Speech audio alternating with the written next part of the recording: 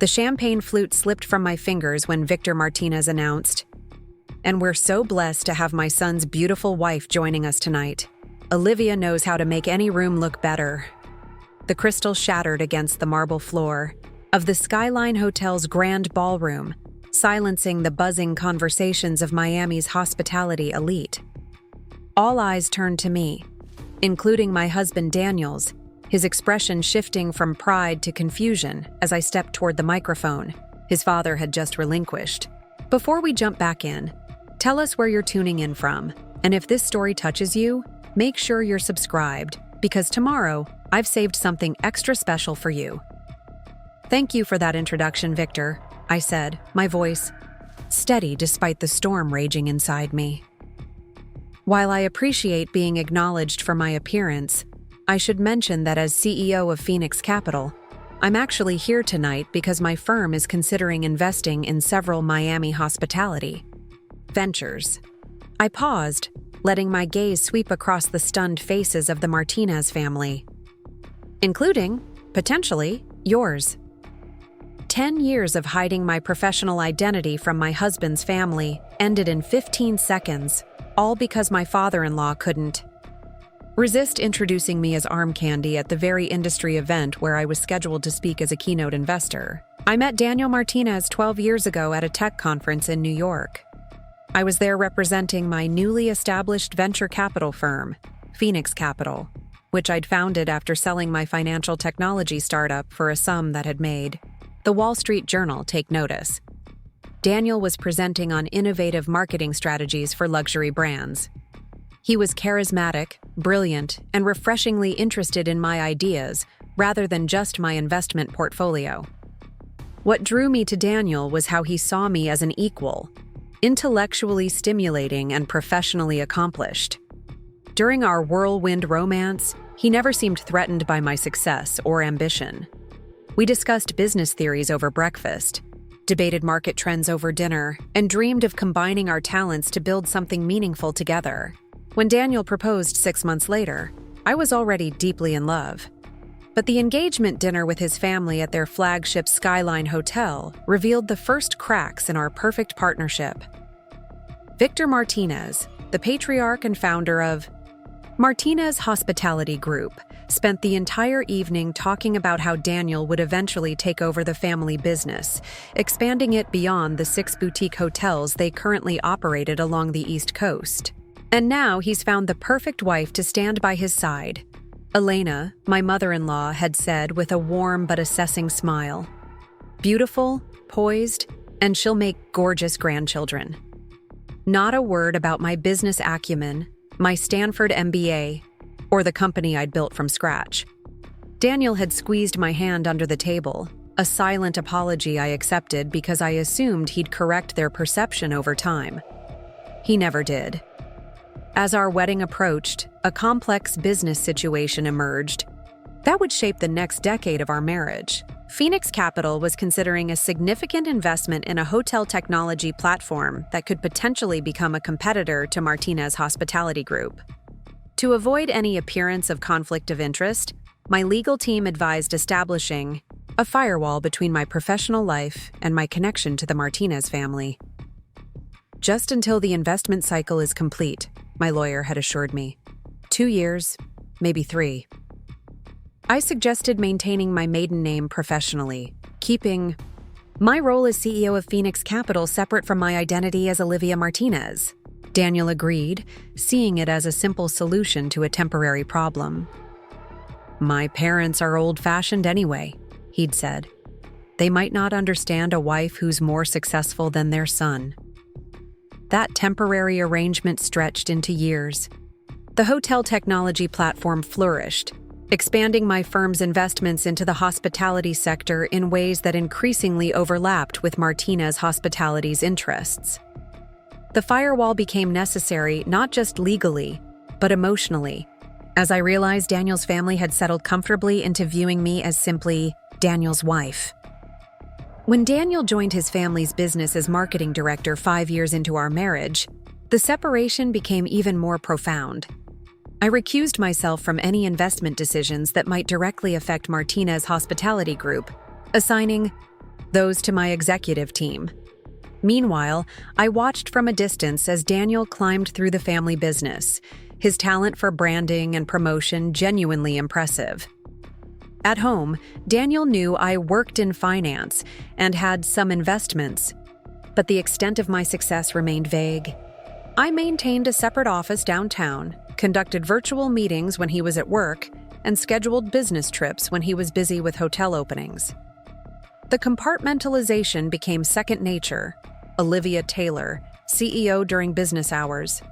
Olivia Martinez, supportive wife during family dinners where conversation never strayed toward my accomplishments. Elena Martinez regularly commented on how fortunate Daniel was to have a wife who didn't need to work, freeing me to focus on appearing at charity events and family functions. Victor would pat my hand and say, "Smart of you to marry my son? You'll never have to worry about money." The irony was almost unbearable. My investment firm managed assets worth billions, while I sat silently as they discussed the Martinez Hospitality Group's expansion plans, as if they were showing me pictures from a vacation I wouldn't understand. Daniel never corrected them. Over time, he grew comfortable with their perception, even adopting parts of it himself. The brilliant man who had once valued my mind now consulted me about color schemes for hotel renovations rather than business strategy. "You have such a good eye for these things, honey," he'd say, reinforcing the narrowing of my perceived value. I maintained the charade partly because it had become easier than disrupting everyone's comfortable illusions, and partly because I feared what revealing the truth might do to Daniel's pride and our marriage. The longer I waited, the harder it became to imagine explaining why I'd hidden such an essential part of myself for so many years. The turning point came unexpectedly. Phoenix Capital had developed a proprietary market analysis algorithm that identified struggling luxury properties with high potential for technology-driven turnarounds. My team flagged several Miami properties that matched our investment criteria, including, to my shock, the Skyline Hotel, the Martinez family's first and flagship property. A deeper dive revealed what the glamorous facade of family success had hidden. Martinez Hospitality Group was in serious financial trouble. The pandemic had hit them hard, renovation costs had skyrocketed, and Victor's reluctance to embrace digital transformation had left them vulnerable to more tech-savvy competitors. They needed a significant capital infusion within months or would face possible bankruptcy. I sat in my downtown office, staring at the financial reports that laid bare my husband's family business struggles, information he himself might not even know, given Victor's tendency to micromanage finances with only Michael, my brother-in-law, and company CFO, in his confidence. That same evening, Daniel mentioned that his father was hosting an important industry event at the Skyline to attract potential investors. "Dad's being mysterious about it," he said, adjusting his tie in our bedroom mirror. "Says he's got something big planned that will secure our future." "Do you need me there?" I asked, already knowing the answer. "Of course, babe. You know how much it means to Dad to present the perfect family image. Wear that blue dress he likes. The one that shows off your legs." The familiar instruction to serve as decorative accessory should have irritated me as it had countless times before. Instead, a cold clarity washed over me. The Martinez Hospitality Group needed investors. Phoenix Capital was looking for exactly their type of property to acquire and transform. The artificial wall between my two identities had finally become unsustainable. I contacted James Wilson, a respected industry consultant who knew my true identity and had worked with both Phoenix Capital and the Martinez family.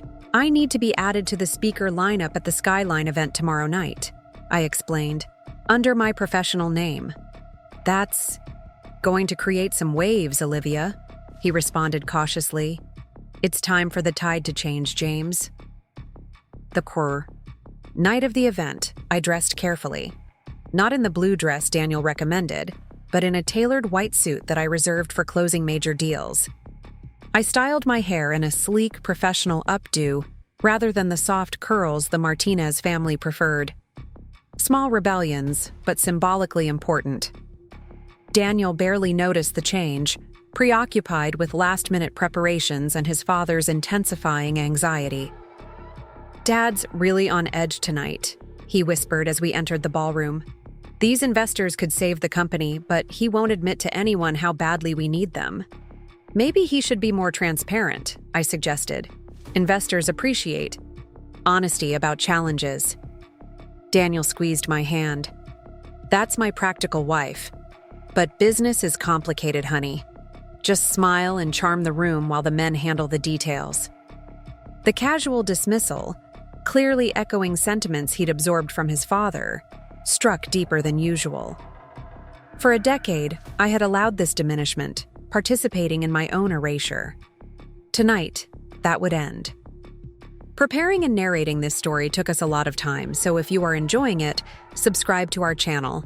It means a lot to us. Now back to the story. The event proceeded as expected, Victor Martinez commanding the room with practiced charisma, presenting an ambitious vision for the company's future while glossing over its current difficulties. I recognized the tactics from countless investment pitches I'd evaluated, emphasizing potential while minimizing risk, projecting confidence to mask desperation. Daniel stood proudly at his father's side while Michael nervously fingered his drink, likely more aware of the financial precipice they were standing on. Elena circulated through the crowd, maintaining the perfect image of success and stability. When Victor introduced his family, highlighting Daniel's marketing brilliance and Michael's financial acumen, I waited for the familiar reduction of my identity. It came right on cue. "And we're so blessed to have my son's beautiful wife joining us tonight. Olivia knows how to make any room look better." The champagne flute slipped from my fingers, shattering against the marble floor. The sound crystallized my resolve. 10 years of compartmentalization ended as I stepped toward the microphone. After my announcement that I, as CEO of Phoenix Capital, was considering investing in Miami hospitality ventures, the ballroom erupted in confused murmurs. Elena's champagne glass froze halfway to her lips. Michael's jaw literally dropped. But it was Daniel's face that I couldn't look away from. Confusion giving way to disbelief, then a dawning comprehension that bordered on horror.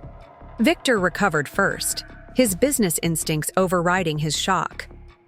"Well, this is quite the surprise," he managed, retaking the microphone with a strained smile. "Perhaps we should continue the formal presentations, and family revelations can wait for a more private setting?" The desperate edge in his voice was evident to anyone who knew what to listen for. Here was a man watching his carefully orchestrated investment pitch derailing spectacularly, with no idea that his daughter-in-law might represent both the revelation of his family's most closely guarded secret and its potential salvation. I yielded the floor graciously, but didn't retreat to the sidelines as expected. Instead, I took a seat at the main table where the key investors were gathered, pulling out my tablet to review the Martinez Hospitality Group's prospectus with new public intentionality. Throughout the remainder of the presentations, I could feel the Martinez family's eyes on me. Victor's calculating, Elena's bewildered, Michael's suddenly hopeful. Daniel's gaze I deliberately avoided, not trusting myself to maintain composure if I saw anger or betrayal there. When the formal portion of the evening concluded and the networking began, I was immediately surrounded by curious investors and industry figures, many of whom knew me as Olivia Taylor, but had never connected me to the Martinez family. "You've been married to Daniel Martinez for 10 years?" one venture capitalist asked incredulously.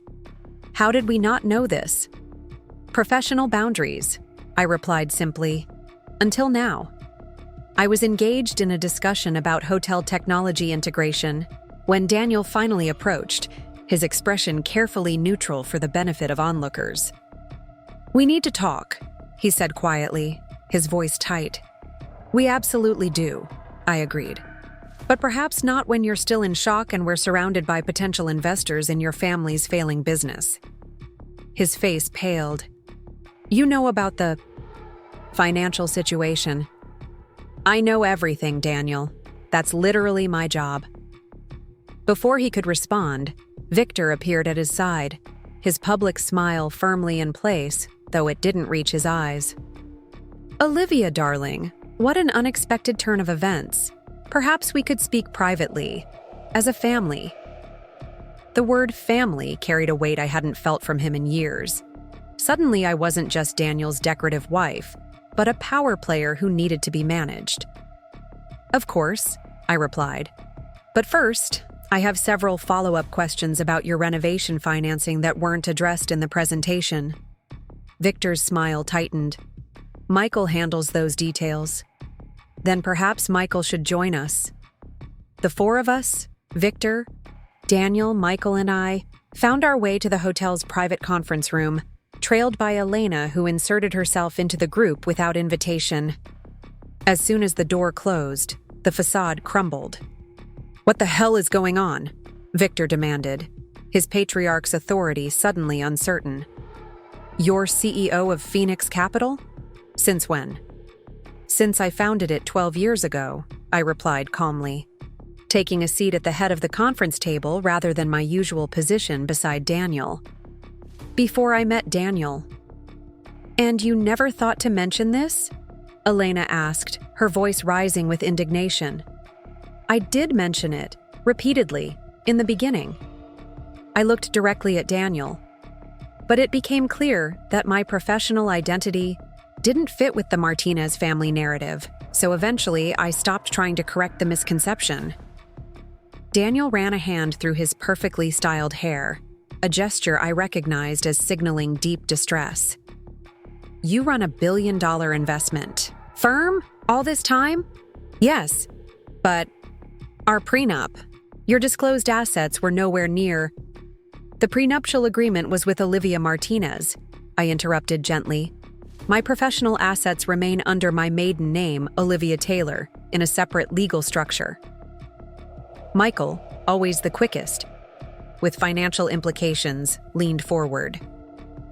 "Are you saying Phoenix Capital, the same Phoenix Capital that's been acquiring luxury hotel properties up and down the coast, is yours?" "Yes." "And you know about our financial situation?" "Your debt-to-equity ratio is concerning. Your occupancy rates are falling below industry standard. Your technology infrastructure needs a complete overhaul, and you have approximately 4 months before your creditors lose patience." The clinical assessment hung in the air like a guillotine blade. Victor slammed his hand on the table. "This is a betrayal of family trust. You've been what? Spying on us? Using insider information?" "I've recused myself from all investment decisions directly related to Martinez Hospitality Group precisely to avoid such conflicts," I corrected him. "The analysis I just shared comes from publicly available data and standard industry metrics. Any competent investor would reach the same conclusions." Elena turned to Daniel, tears welling in her eyes. "Did you know about this?" Daniel shook, his head slowly, still processing the revelation. "I knew Olivia had her own money, from some tech company she sold before we met. I knew she made investments, but this... no." His admission stung more than I expected. Had he really paid so little attention to my life that he hadn't noticed I was running a major investment firm? Or had he simply chosen not to see beyond the comfortable image of wife and future mother to his children? "Why reveal this now?" Michael asked, the only one thinking strategically. "After 10 years of secrecy?" I met his gaze directly. "Because I'm tired of being introduced as decoration when I'm actually a potential solution to your problems." "Solution?" Victor scoffed, but the desperate hope beneath his bluster was evident. "Phoenix Capital specializes in technology-driven transformations of luxury hospitality properties," I explained. "Your hotels, particularly the Skyline, fit our investment criteria. But any potential partnership would require complete transparency and a significant shift in operational approach." The implications settled over the room. I was offering a lifeline, but it would come with conditions that would fundamentally change the power dynamics, not just in the business, but in our family. Daniel finally spoke, his voice quiet. All these years, at family dinners, when Dad talked about investors and competitors, you sat there knowing that I could offer insights that might have helped? Yes. I held his gaze steadily. But I was too busy being complimented on my choice of dress or asked when I planned to start giving your parents grandchildren. The harsh truth silenced the room. Victor and Elena had the grace to look uncomfortable, recognizing themselves in my description. Michael, ever practical, broke the tension. We should be discussing terms. If Phoenix Capital is considering investment in our properties, we need to understand the structure you envision. Not tonight, I said, rising from the table. Tonight was about ending the pretense. The business discussions can happen when everyone has processed this new reality. Daniel stood as well. We need to talk, privately. I nodded, recognizing the reckoning that awaited us at home. The foundations of our marriage had been shaken, revealing cracks that had been forming for years beneath the polished surface. As we prepared to leave, Victor stopped me with a hand on my arm.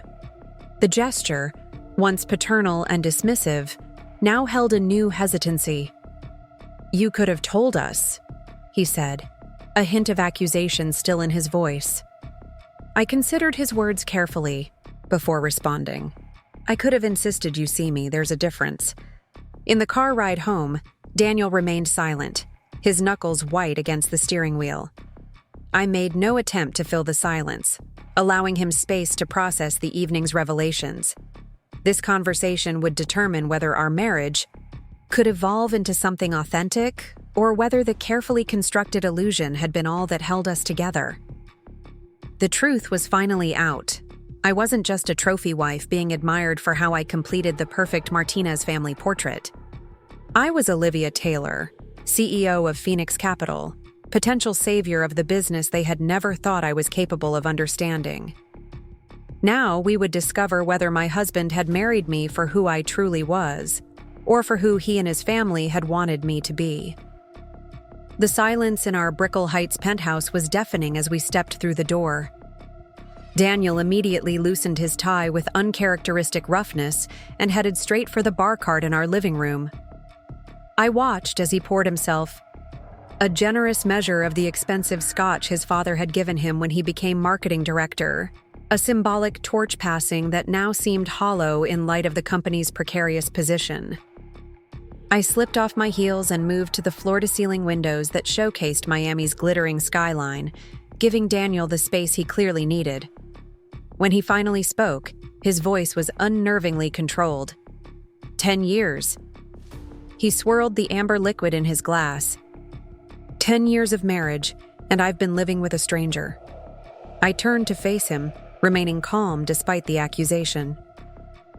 You haven't been living with a stranger, Daniel. You've been living with exactly who I am. You just chose not to see certain parts of me.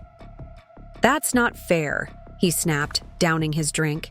You deliberately hid this massive part of your life, your company, your success, your power.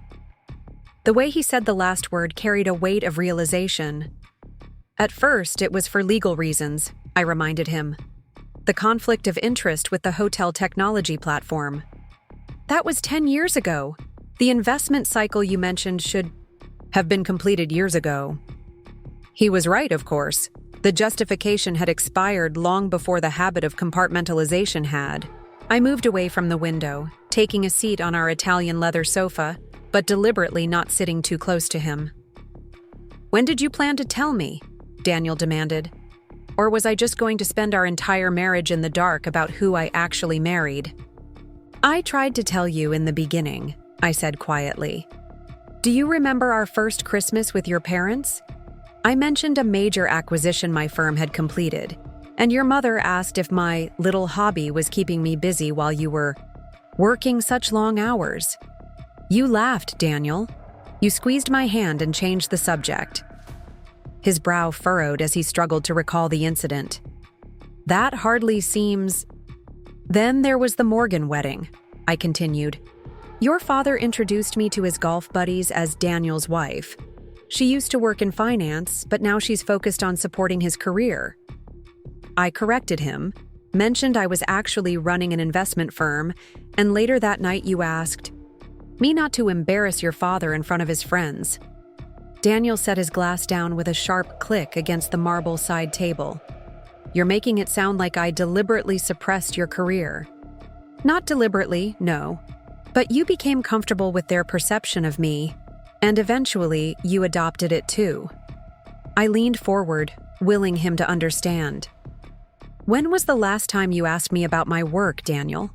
Not my schedule, not whether I'd be free for a family event, but my actual work? His silence was answer enough. 3 years ago, Phoenix Capital completed the largest acquisition in our firm's history. I finalized the deal at 3 a.m. after 18 hours of negotiations. When I came home, you were asleep. In the morning, you commented that I must have had a nice dinner with the girls because you'd noticed I came in late. How was I supposed to know? He asked defensively. You never shared details about your business. Because every time I tried, you or your family made it clear that my professional identity was inconvenient. It didn't fit the narrative of the perfect Martinez wife. Daniel rose abruptly, pacing the length of our living room. The Miami skyline provided a dramatic backdrop to his agitation. So this is all my fault? My family's fault? You had no responsibility. To be honest with your husband? I'm not saying that, I conceded. The compartmentalization became comfortable in its way, easier than pushing against the current. I take responsibility for that choice. He stopped pacing, staring at me as if trying to reconcile the woman before him with the wife he thought he knew. How much is Phoenix Capital worth? The question startled me with its directness. That's what you want to know right now? I think I deserve to know exactly what you've been hiding. I hesitated, then decided complete transparency was the only way forward. Our assets under management exceeded $4 billion as of last quarter. Daniel physically staggered, gripping the back of a chair for support. $4 billion? And our prenup doesn't touch my professional assets, I confirmed. As I said, those are held under my maiden name in a separate legal structure. So all this time, while my parents have been treating you while I've been treating you like a trophy wife, I supplied. Yes, the irony hasn't been lost on me. He sank into the chair, looking suddenly exhausted. Why reveal everything now, after all this time? It was the same question Michael had asked, but from Daniel, it carried different implications. I told you, I'm tired of being diminished. And honestly, I'm tired of watching your family's business struggle when I have the expertise to help. So this is about saving Martinez Hospitality Group? His tone was skeptical.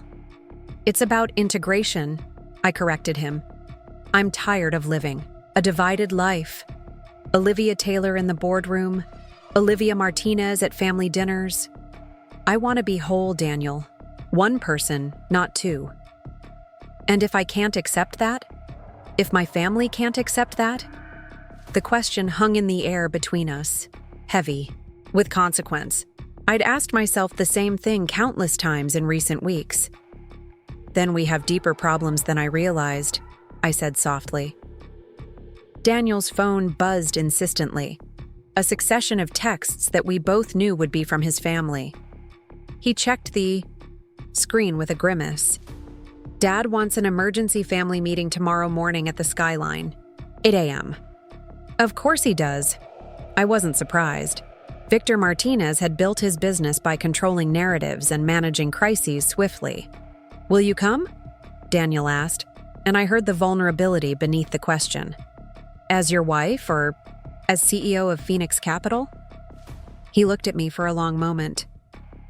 Both, I suppose. That's the point, isn't it? Yes, I nodded. That's exactly the point. The tension between us remained unresolved as we prepared for bed in silence, each lost in private thoughts. The comfortable routines of our marriage now felt like a thin veneer over a foundation that had been quietly cracking for years. As I lay awake listening to Daniel's restless breathing beside me, I wondered if revealing my true self had simply accelerated an inevitable reckoning. I arrived at the Skyline Hotel the next morning independently, deliberately not accompanying Daniel, who had left earlier to meet with his father beforehand. My white Tesla, a car I had previously kept at my downtown office to maintain the separation between my professional and personal lives, felt conspicuous in the hotel's parking area where the Martinez family typically parked their luxury European vehicles. As I walked through the lobby, I noted how the once glamorous space now showed subtle signs of deferred maintenance. Slightly worn carpet in high-traffic areas, outdated lighting fixtures, a general sense of faded grandeur that most guests might not notice but that any investor would immediately catalog. The Martinez family had gathered in the hotel's executive boardroom. Victor sat at the head of the table, naturally, with Elena to his right and Michael to his left. Daniel occupied a seat midway down, his expression unreadable as I entered. An empty chair beside him was clearly intended for me, but I deliberately chose one across the table, establishing myself as an independent entity rather than an extension of my husband. The symbolism wasn't lost on anyone present. "Olivia," Victor began, his tone carefully modulated to project authority despite the uncertainty of this new dynamic. "Thank you for joining our family meeting." "Thank you for including me," I replied evenly. Elena, less skilled at masking her emotions, cut straight to the heart of her concerns. "I still don't understand why you kept this secret from us."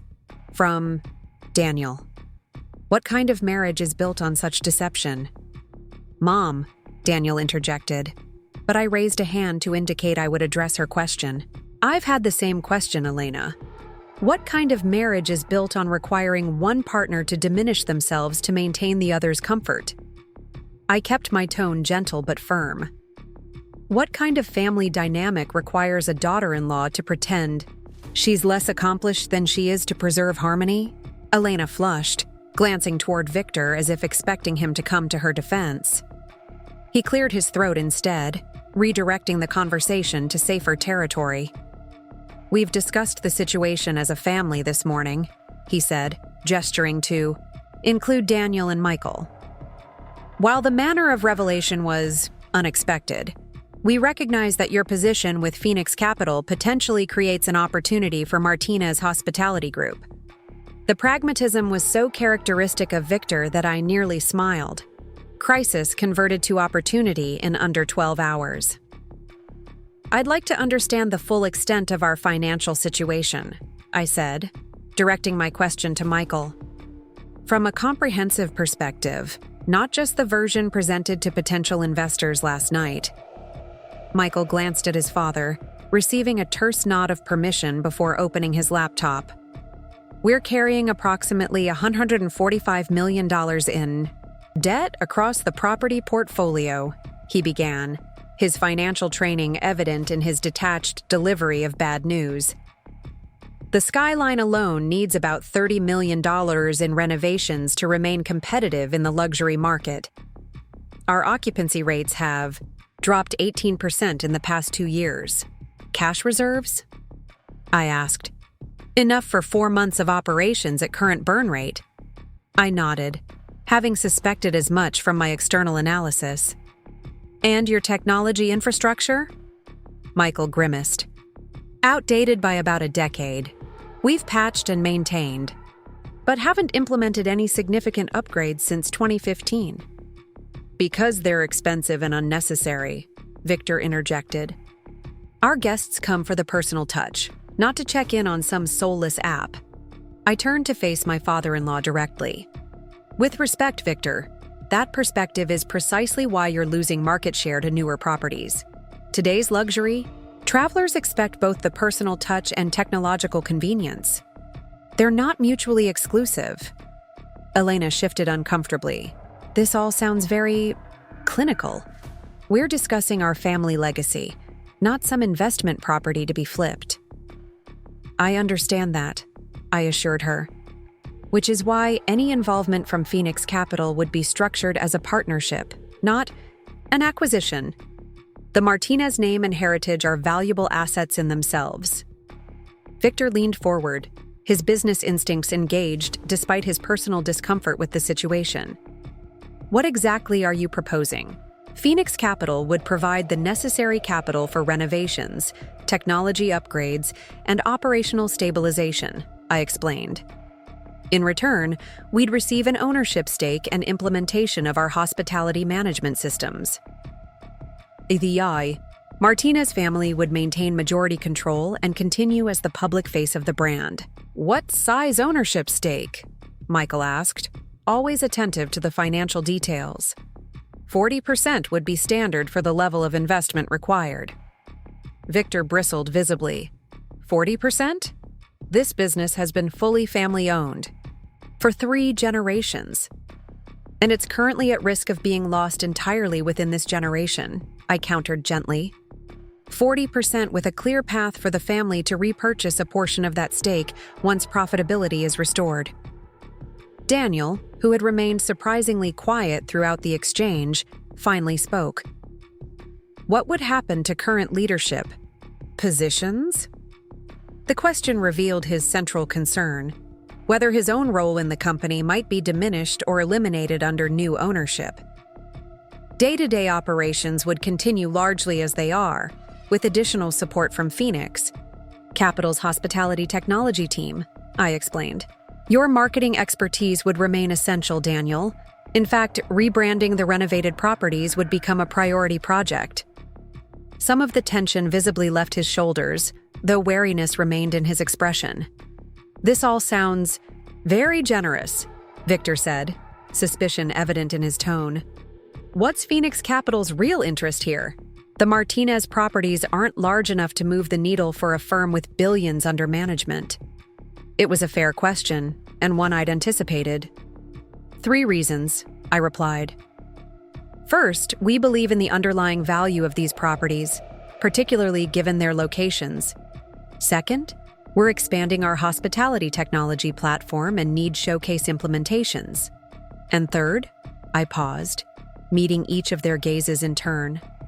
Despite everything, you're my family. I'd prefer to help rather than watch from the sidelines, as the business fails. The word family landed with different weight on each of them, Victor calculating its leverage implications, Elena softening slightly at the sentiment, Michael assessing its financial value, and Daniel looking at me with an expression I couldn't quite decipher. We would need to discuss this privately, Victor announced, reverting to patriarch mode. As a family. Of course, I agreed, rising from my seat. My team can prepare a formal proposal with detailed terms for your consideration. In the meantime, I'd suggest no major financial decisions without consultation. As I gathered my belongings, Daniel stood as well. I'll walk you out. We moved through the Skyline's elegant corridors in silence until we reached the relative privacy of the garden terrace. The morning sun cast long shadows across the manicured lawn, and the air carried the scent of jasmine from the carefully maintained flower beds. You didn't have to do this, Daniel said finally. Offer to help. The business. I know. Then why? After how they've treated you, how I've treated you, why would you extend yourself this way? I considered my answer carefully. Because I see the potential in what your grandparents built. Because despite its current challenges, the Martinez Hospitality Group represents something meaningful. And because helping the business might give us all a chance to rebuild on more authentic terms. Including us? He asked, the question weighted with all the unresolved tension from the previous night. That depends on whether you actually want to know the woman you married, I replied honestly. Not just the version you found convenient. Daniel flinched slightly at the bluntness but didn't deny the characterization. I thought I did know you. You knew parts of me, the parts that fit your expectations. The question is whether you're interested in knowing all of me, including the CEO who makes tough decisions, who sometimes works 18-hour days, who manages billions in assets, and has a public professional reputation entirely separate from being your wife. He ran a hand through his hair, a gesture of frustration I'd come to know well over our years together. You make it sound like I deliberately tried to suppress who you are.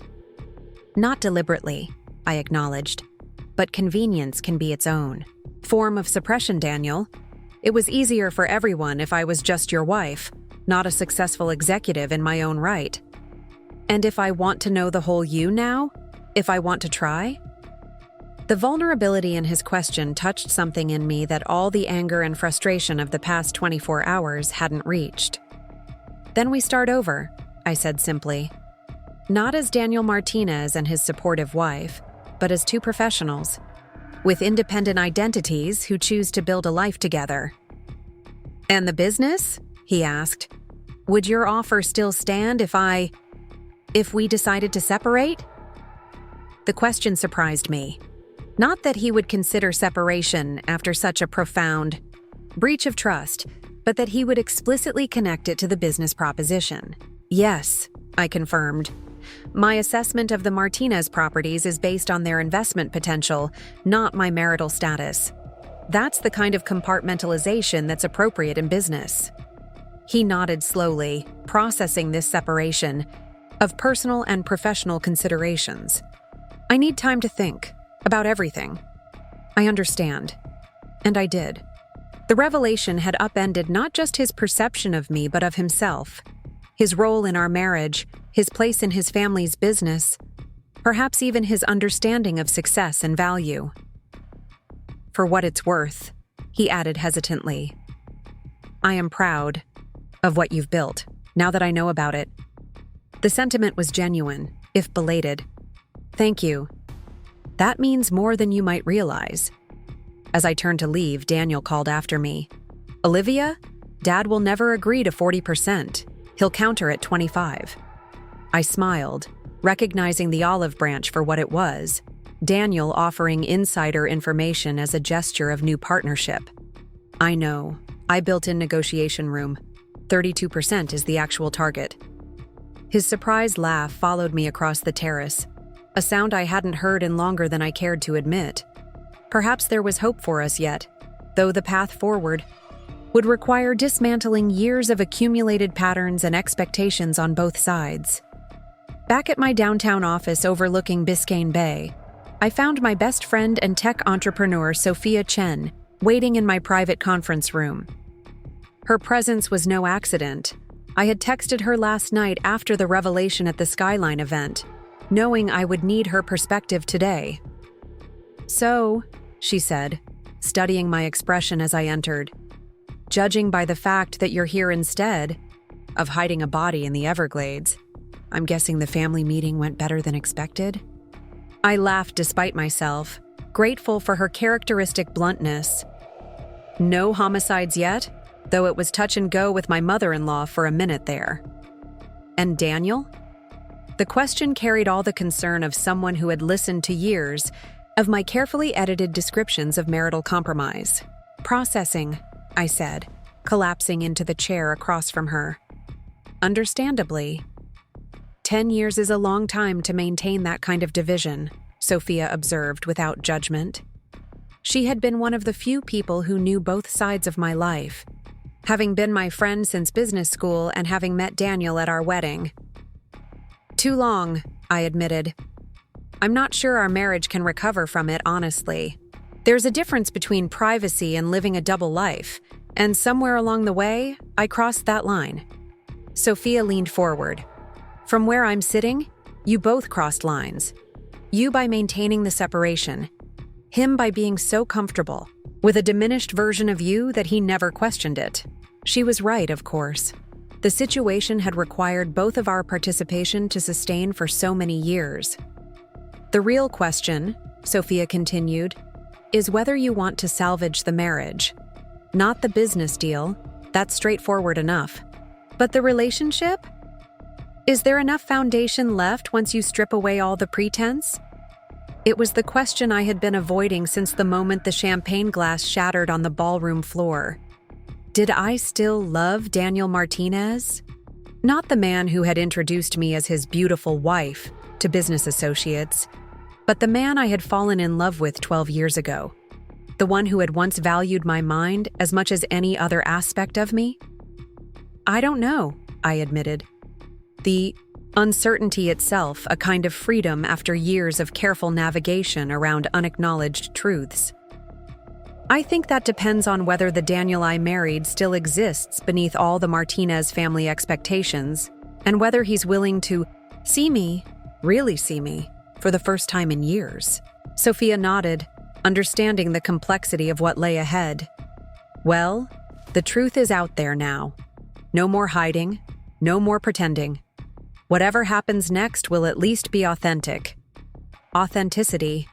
After a decade of careful compartmentalization, the prospect was both terrifying and exhilarating. Whatever happened with the Martinez Hospitality Group, whatever happened with my marriage, I had finally integrated the divided halves of my life. Olivia Taylor and Olivia Martinez were now, irrevocably, one person. The question remaining was whether the Martinez family, particularly Daniel, could accept that whole person, or if they had been too invested in the illusion they had helped create.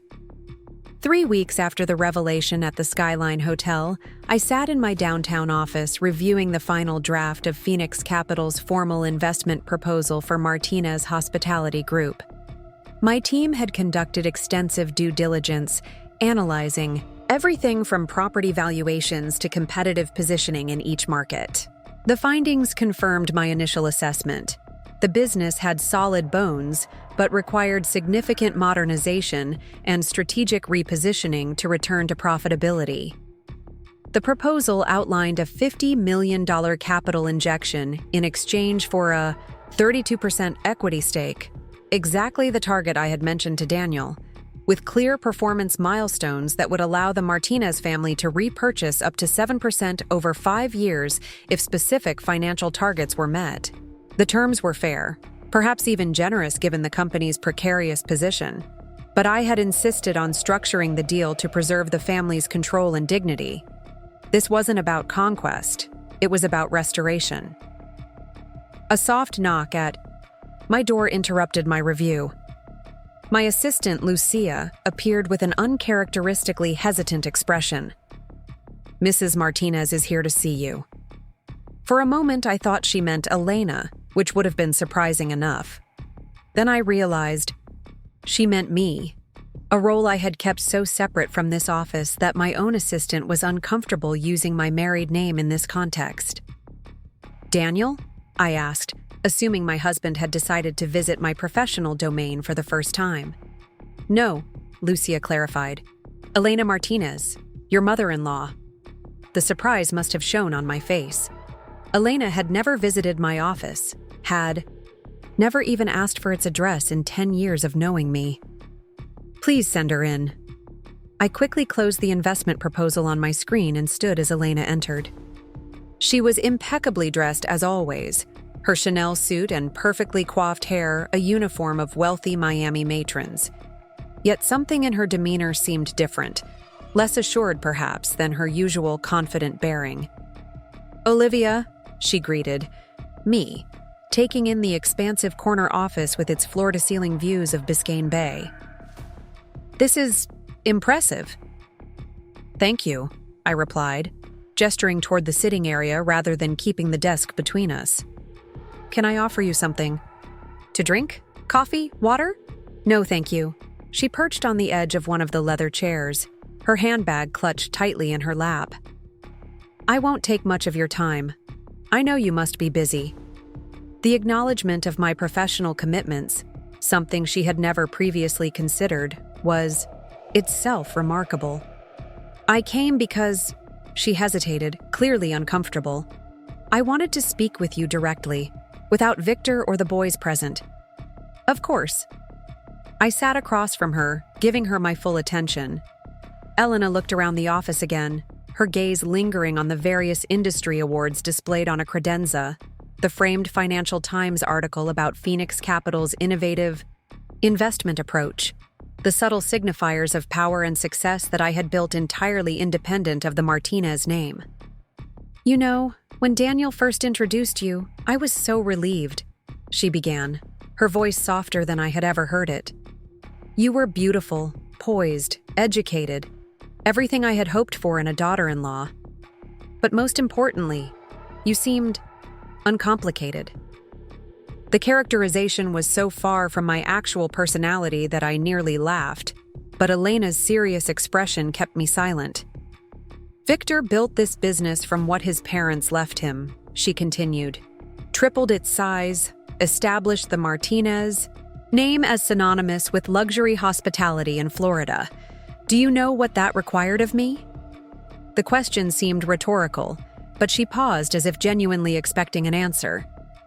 "I imagine considerable sacrifice," I offered.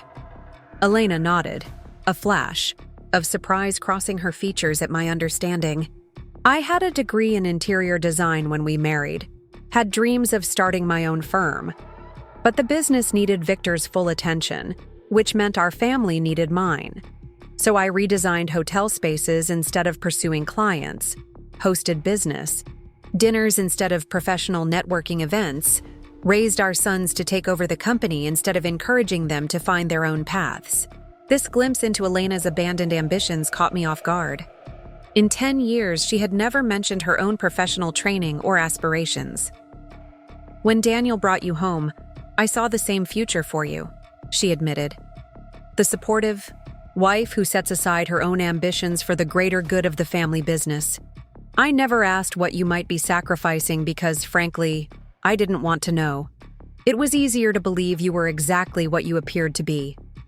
The rawness of her confession stunned me. "Elena, I had no idea you felt this way. How could you? I've spent 35 years perfecting the role of Mrs. Victor Martinez. I barely remember the young woman who wanted more." She smoothed an invisible wrinkle from her skirt. "But seeing your office, understanding what you've built while still being part of our family, it's forced me to question some assumptions." I chose my next words carefully. "The choices we made were different, but that doesn't invalidate either path.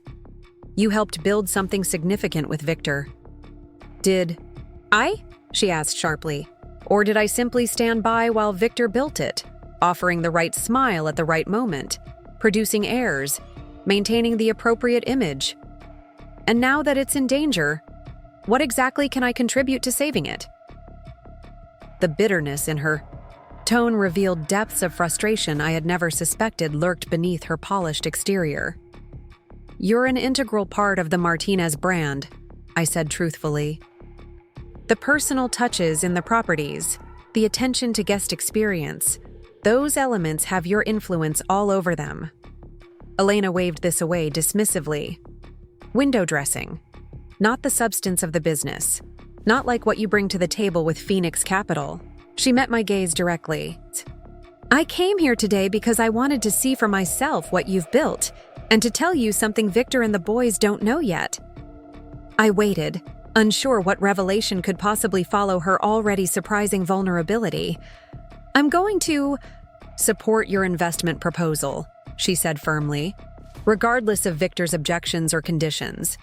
"Because the truth is, you're the only hope the company has, and I'm tired of pretending otherwise for the sake of male pride. My husband's or my son's." The declaration hung in the air between us, its implications rippling outward. Elena was the family member I had least expected to champion my involvement, yet here she was, offering unequivocal support. "Victor doesn't have sole decision-making authority," she continued. "When his parents transferred ownership, they split it between us, 60% to Victor, 40% to me.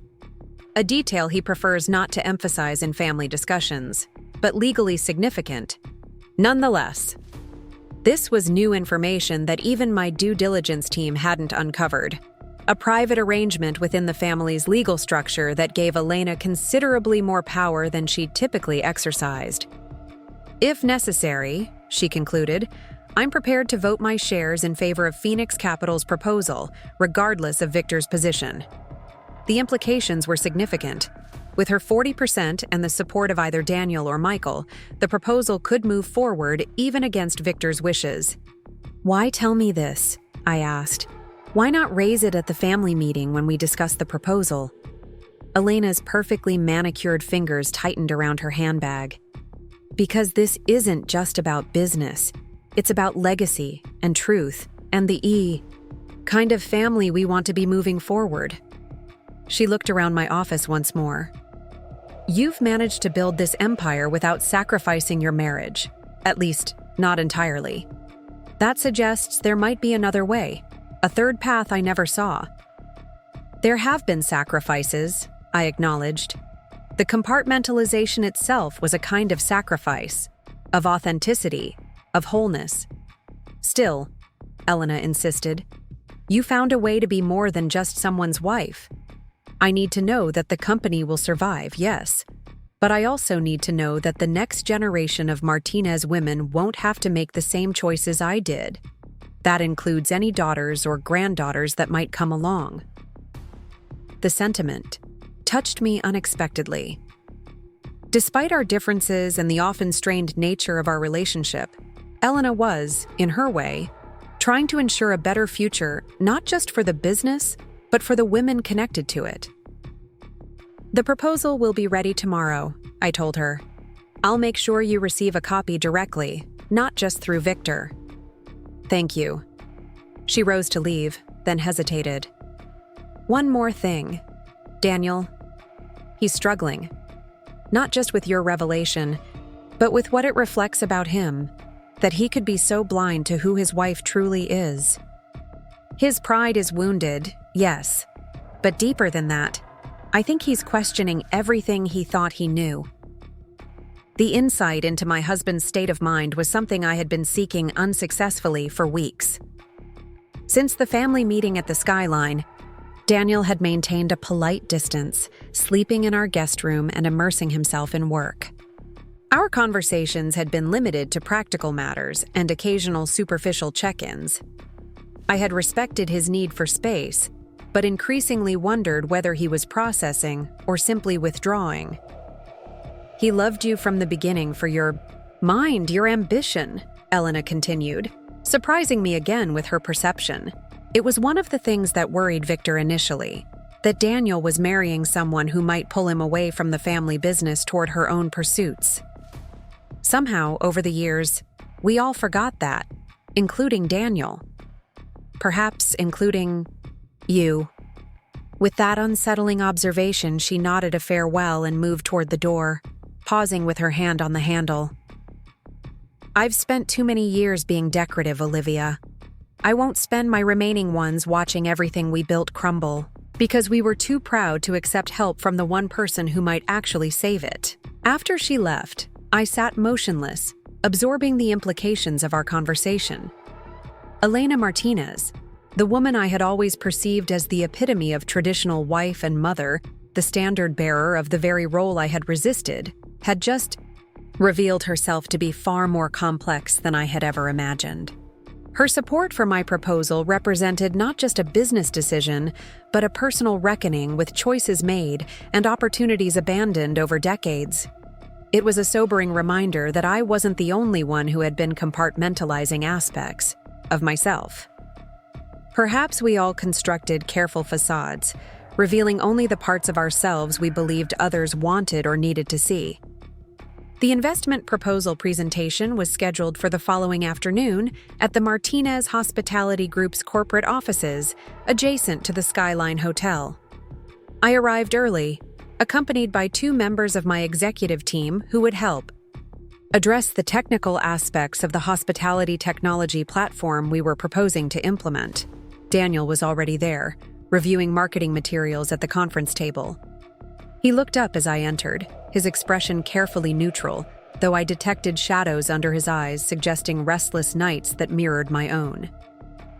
"You brought reinforcements," he observed, nodding toward my colleagues. "Jason and Amara can speak to the specific technical implementations better than I can," I explained. "This is their area of expertise." He nodded, accepting this professional consideration. "Dad's running late. Michael's getting the conference room set up for the presentation." He hesitated, then added, "You look nice." The suit, very CEO. The he. Awkward compliment highlighted the strange new territory we were navigating. Husband and wife attempting to interact as business associates, while the foundation of our personal relationship remained in limbo. "Thank you," I replied simply. "How have you been?" Daniel shrugged. "Working mostly, trying to prepare the marketing team for potential changes if this goes through." "And otherwise?" I pressed gently. His eyes met mine briefly before looking away. "Still processing. It's a lot, Olivia." "I know." Michael entered before our stilted conversation could continue, greeting me with surprising warmth. "Olivia, good to see you. We're ready in the main conference room whenever your team is." Of all the Martinez family members, Michael had adapted most quickly to my dual identity, perhaps because his financial role in the company had given him the clearest understanding of how desperately they needed the kind of support Phoenix Capital could provide. By the time we relocated to the conference room, Victor and Elena had arrived. Victor's face was a mask of professional composure that didn't quite hide his discomfort at the role reversal. Him as the potential investment recipient, me as the potential savior of his family legacy. Elena caught my eye briefly, a subtle nod conveying her continued support. "Thank you all for making time for this presentation," I began, activating the projector that displayed Phoenix Capital's logo alongside Martinez Hospitality Group's emblem.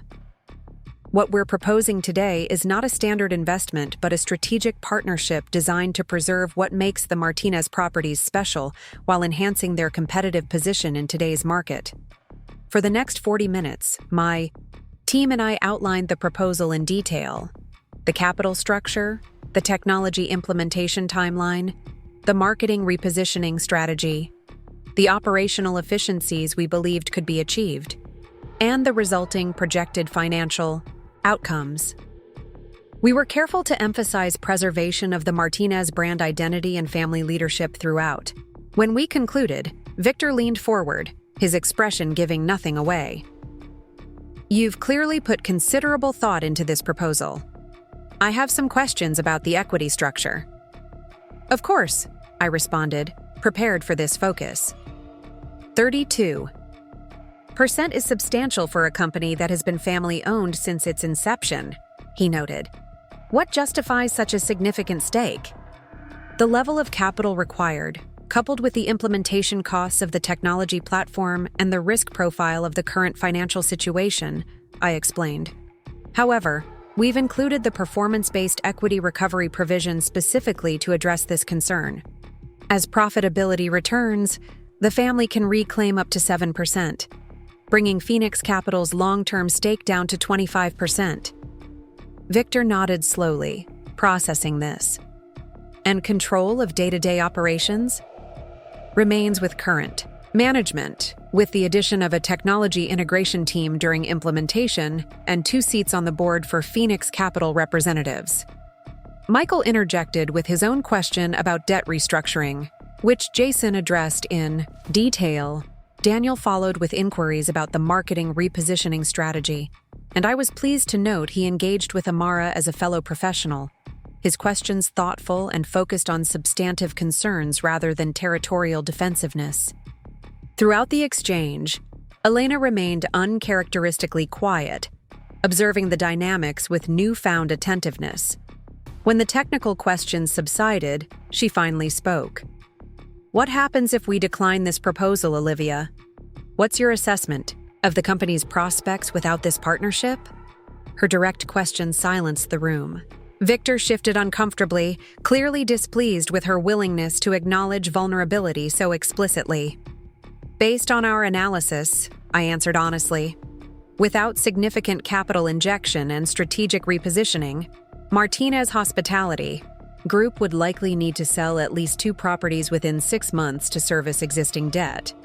Beyond that timeline, the options narrow considerably, potentially including bankruptcy protection or distressed sale of the entire portfolio."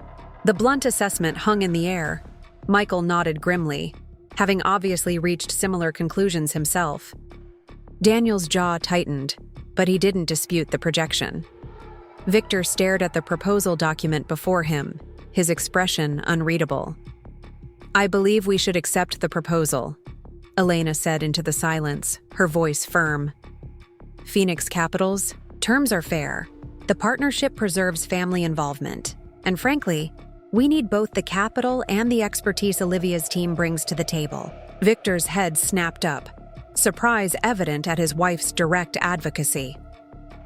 "Elena, there are complexities here that—" "I understand the complexities perfectly well, Victor," she interrupted with uncharacteristic assertiveness. "I've been part of this company for 35 years. I've sat quietly through countless meetings where my contributions were limited to selecting dinner menus for investor events. But I own 40% of this company, and I intend to vote those shares in favor of this proposal." The revelation of Elena's ownership stake clearly surprised both Daniel and Michael, whose expressions shifted from confusion to reassessment as they absorbed this new understanding of their family's power dynamics. Victor's face flushed with a combination of embarrassment and anger. "This is hardly the appropriate forum for—" "It's exactly the appropriate forum," Elena countered. "We're discussing the future of our family's legacy. If we reject this proposal out of pride, that legacy ends with our generation. Is that what you want, Victor?" The directness of her challenge, issued in front of me and my team, created a palpable tension in the room. I considered suggesting a private family discussion, but before I could speak, Daniel unexpectedly broke the silence. "Mom's right," he said quietly. "We need to accept the reality of our situation.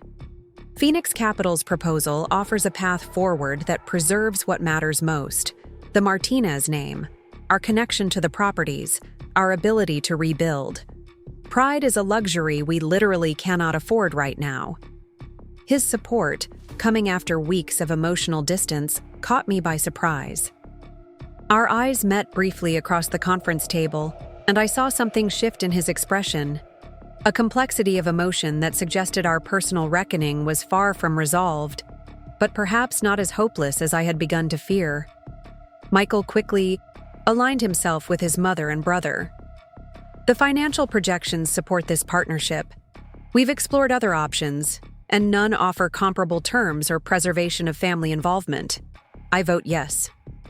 Victor found himself suddenly isolated in his resistance. He looked from his wife to his sons, then finally to me. The daughter-in-law he had consistently underestimated, now positioned as either the salvation or the usurper of his life's work, depending on his perspective. "It seems I'm outvoted," he acknowledged stiffly, "but I have one non-negotiable condition." "What's that?" I asked, prepared for any number of possible demands regarding control or governance. "This remains a family business," Victor stated firmly, "and family matters take precedence over business matters when necessary. That includes your marriage to my son, Olivia. Whatever is happening between you two, you work it out. No separation, no divorce while this partnership is in effect. Martinez Hospitality Group cannot become a casualty of marital discord." The condition landed like a thunderclap in the room. My team members exchanged uncomfortable glances, clearly unprepared for this sharp swerve from business to personal matters. Michael winced visibly. Elena's expression reflected surprise followed by calculation. But it was Daniel's reaction that concerned me most. A flash of anger followed by something more complex and unreadable. "Victor," I began carefully, "while I appreciate your concern for stability, I don't think it's appropriate or legally enforceable to condition a business investment on personal relationship status." "It's not a legal condition," Victor clarified. "It's a family one. We're not just accepting investment from Phoenix Capital. We're accepting it from my daughter-in-law. That context matters. If you and Daniel can't commit to working through your situation, then perhaps we should seek investment elsewhere." It was a bluff, We all knew the elsewhere didn't exist, but it revealed the depth of Victor's need to maintain some sense of patriarchal control even as he relinquished financial leverage. Before I could respond, Daniel stood abruptly. "That's enough, Dad. You don't get to use the business to manipulate our marriage. Olivia and I will figure out our relationship on our own terms, not as some condition of a business transaction." His defense surprised me. Not the sentiment itself, but his willingness to challenge his father so directly in a professional setting. Victor's expression hardened. "This isn't just business, Daniel. It's family. Everything we've built is at risk because of business decisions, not marital ones," Daniel interrupted. "If you want to save the company, accept the proposal based on its merits. Leave my marriage out of it." The tension between father and son crackled in the air. I realized we had reached a crucial juncture, not just for the investment deal, but for the Martinez family dynamic itself. Decades of unquestioned patriarchal authority were being challenged on multiple fronts simultaneously. "Perhaps," I suggested carefully, "we should separate these discussions. My team can step out while the family addresses personal matters privately." "No need," Elena interjected firmly. "Victor is withdrawing that condition. Aren't you, Victor?" Her gaze held his with surprising authority. For a long moment, they engaged in silent communication, years of martial shorthand passing between them. Finally, Victor inclined his head in the smallest gesture of concession. "The proposal will be evaluated on its business merits," he conceded, though the tightness in his jaw suggested the personal concerns remained unresolved in his mind. With that concession, the meeting shifted back to financial and operational details.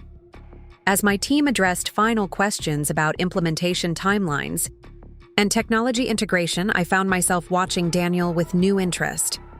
His willingness to stand up to his father in my defense, or perhaps more accurately, in defense of our right to determine our relationship independently, suggested that beneath his hurt and confusion, some foundation of respect remained. Whether that foundation was strong enough to rebuild upon remained to be seen.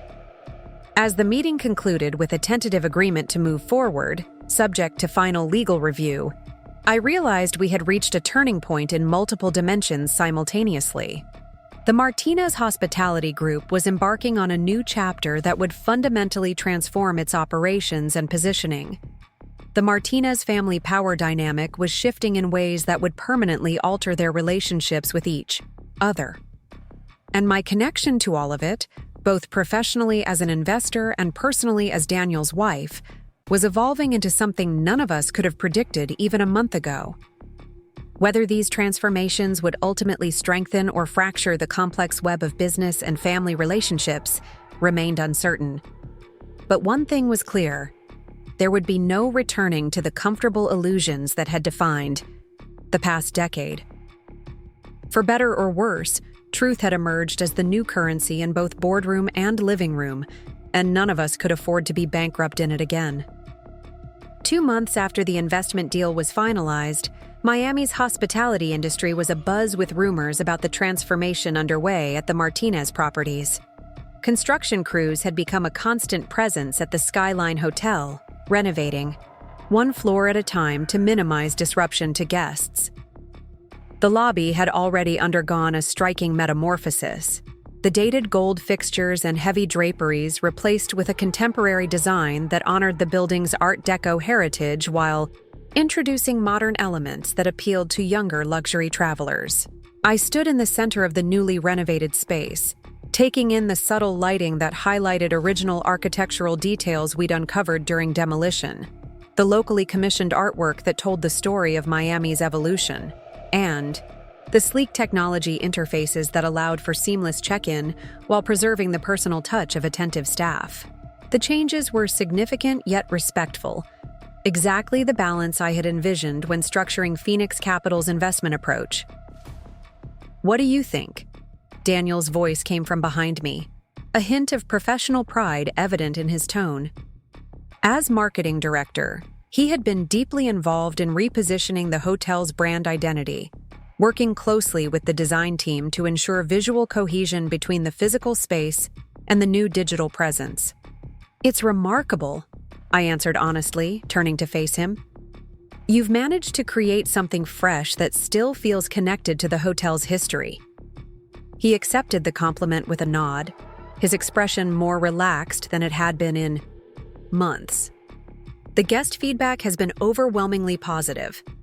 Occupancy is up 12% already, and we're seeing a notable shift in demographics, younger affluent travelers who wouldn't have considered us 6 months ago." The professional rapport between us had gradually strengthened during the implementation phase of the investment. Working toward the shared goal of revitalizing the Martinez properties had given us a neutral territory where we could interact as colleagues rather than navigating the still unsettled waters of our personal relationship. Daniel had moved out of our penthouse 3 weeks after the deal was finalized, taking a suite at the Skyline to be closer to the renovation work, according to his explanation.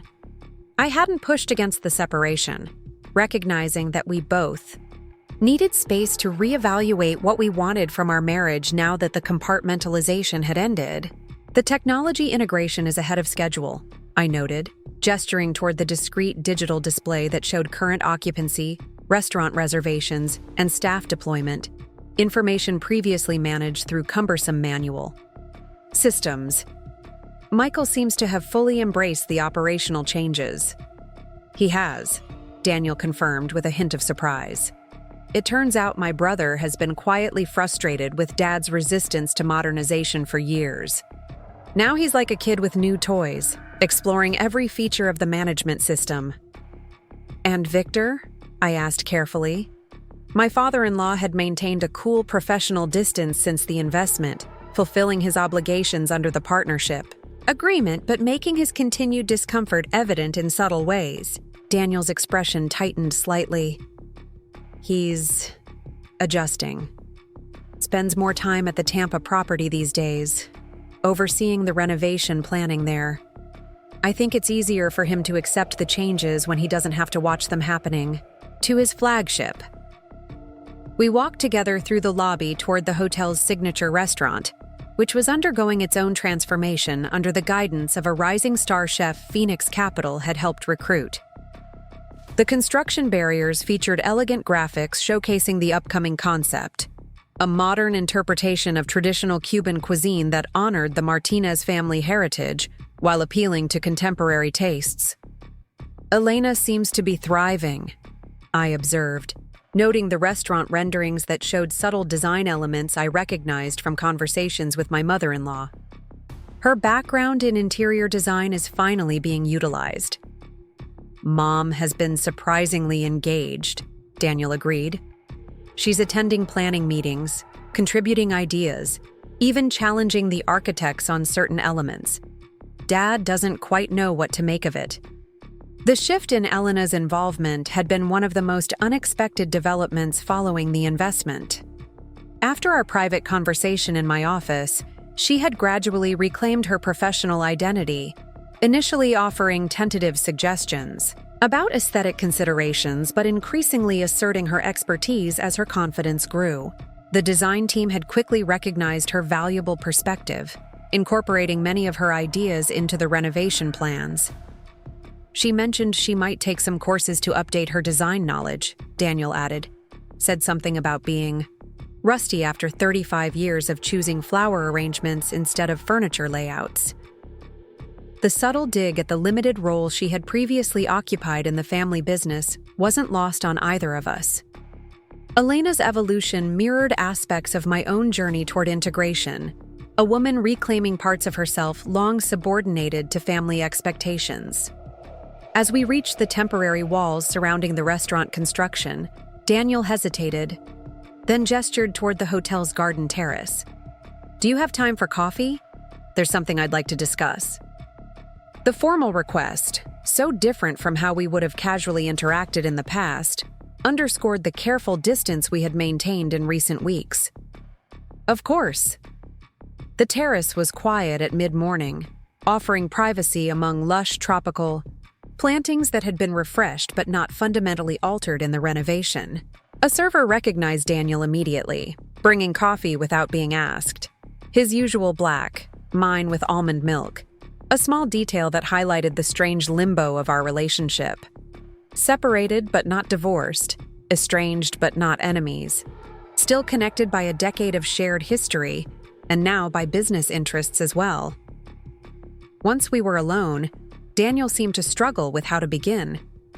He stirred his coffee unnecessarily, a delaying tactic I recognized from countless difficult conversations over the years. "Phoenix's quarterly review meeting is next week," he finally said, referring to the formal governance session established under our investment agreement. Michael and I were discussing our presentation on the implementation progress. "Everything seems to be tracking well against the projections," I noted, wondering why this warranted a private conversation. "It is," he agreed. "That's not—" He paused, then started again. "Olivia, we've been working alongside each other for 2 months now. Professionally, it's been illuminating." The careful choice of words intrigued me. "In what way?" "Seeing you in your element, making strategic decisions, challenging assumptions, advocating for your vision. It's like watching a completely different person than the wife I thought I knew." He met my gaze directly. "Or rather, it's like seeing the complete person instead of just the parts I was comfortable with." The observation carried weight beyond its simple phrasing, an acknowledgement of how he had participated in the compartmentalization that had defined our marriage. "The thing is," he continued, "I've been asking myself why I was so comfortable with that partial version. Why I never questioned the inconsistencies or pushed to understand the full scope of your life." His expression turned inward, reflective. "I think because it was easier for my ego. As long as you were just my supportive wife, I could maintain this narrative that I was the successful one, the provider, the achiever." The self-awareness in his assessment surprised me. "Daniel," he held up a hand gently. "Please, let me finish. I've been thinking about this for weeks." He took a breath before continuing. "When we met, I was genuinely captivated by your intelligence, your ambition, your vision. Those qualities were what attracted me to you. Somewhere along the way, whether from my family's expectations or my own insecurities, I started seeing those same qualities as threatening rather than appealing." The candor of his self-assessment created an opening for honesty I hadn't felt possible in weeks. "I allowed it to happen," I acknowledged. "I could have insisted on recognition, could have confronted the dismissals and diminishments. Instead, I chose the path of least resistance, maintaining separate identities rather than doing the harder work of integration." Daniel nodded slowly. "We both participated in creating a marriage built on partial truths. The question is whether we want to try building something new based on complete honesty, or whether the foundation is too damaged to repair." The directness of the question caught me off guard. In the weeks since he had moved to the hotel, we had carefully avoided discussing the future of our marriage, focusing instead on the business partnership that now connected us regardless of our personal relationship. "What do you want, Daniel?" I asked, genuinely uncertain where his reflections had led him. He looked out over the garden, gathering his thoughts. "I want to get to know my wife," he said finally, turning back to me. "Not the version I married or the persona I helped create, but the actual woman, CEO, investor, strategic thinker, and yes, the person who has surprisingly good taste in hotel lobby redesigns."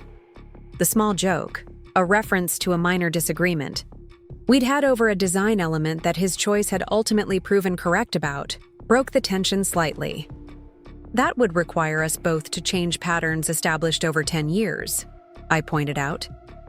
"You accepting me as an equal, perhaps even superior, in certain professional contexts.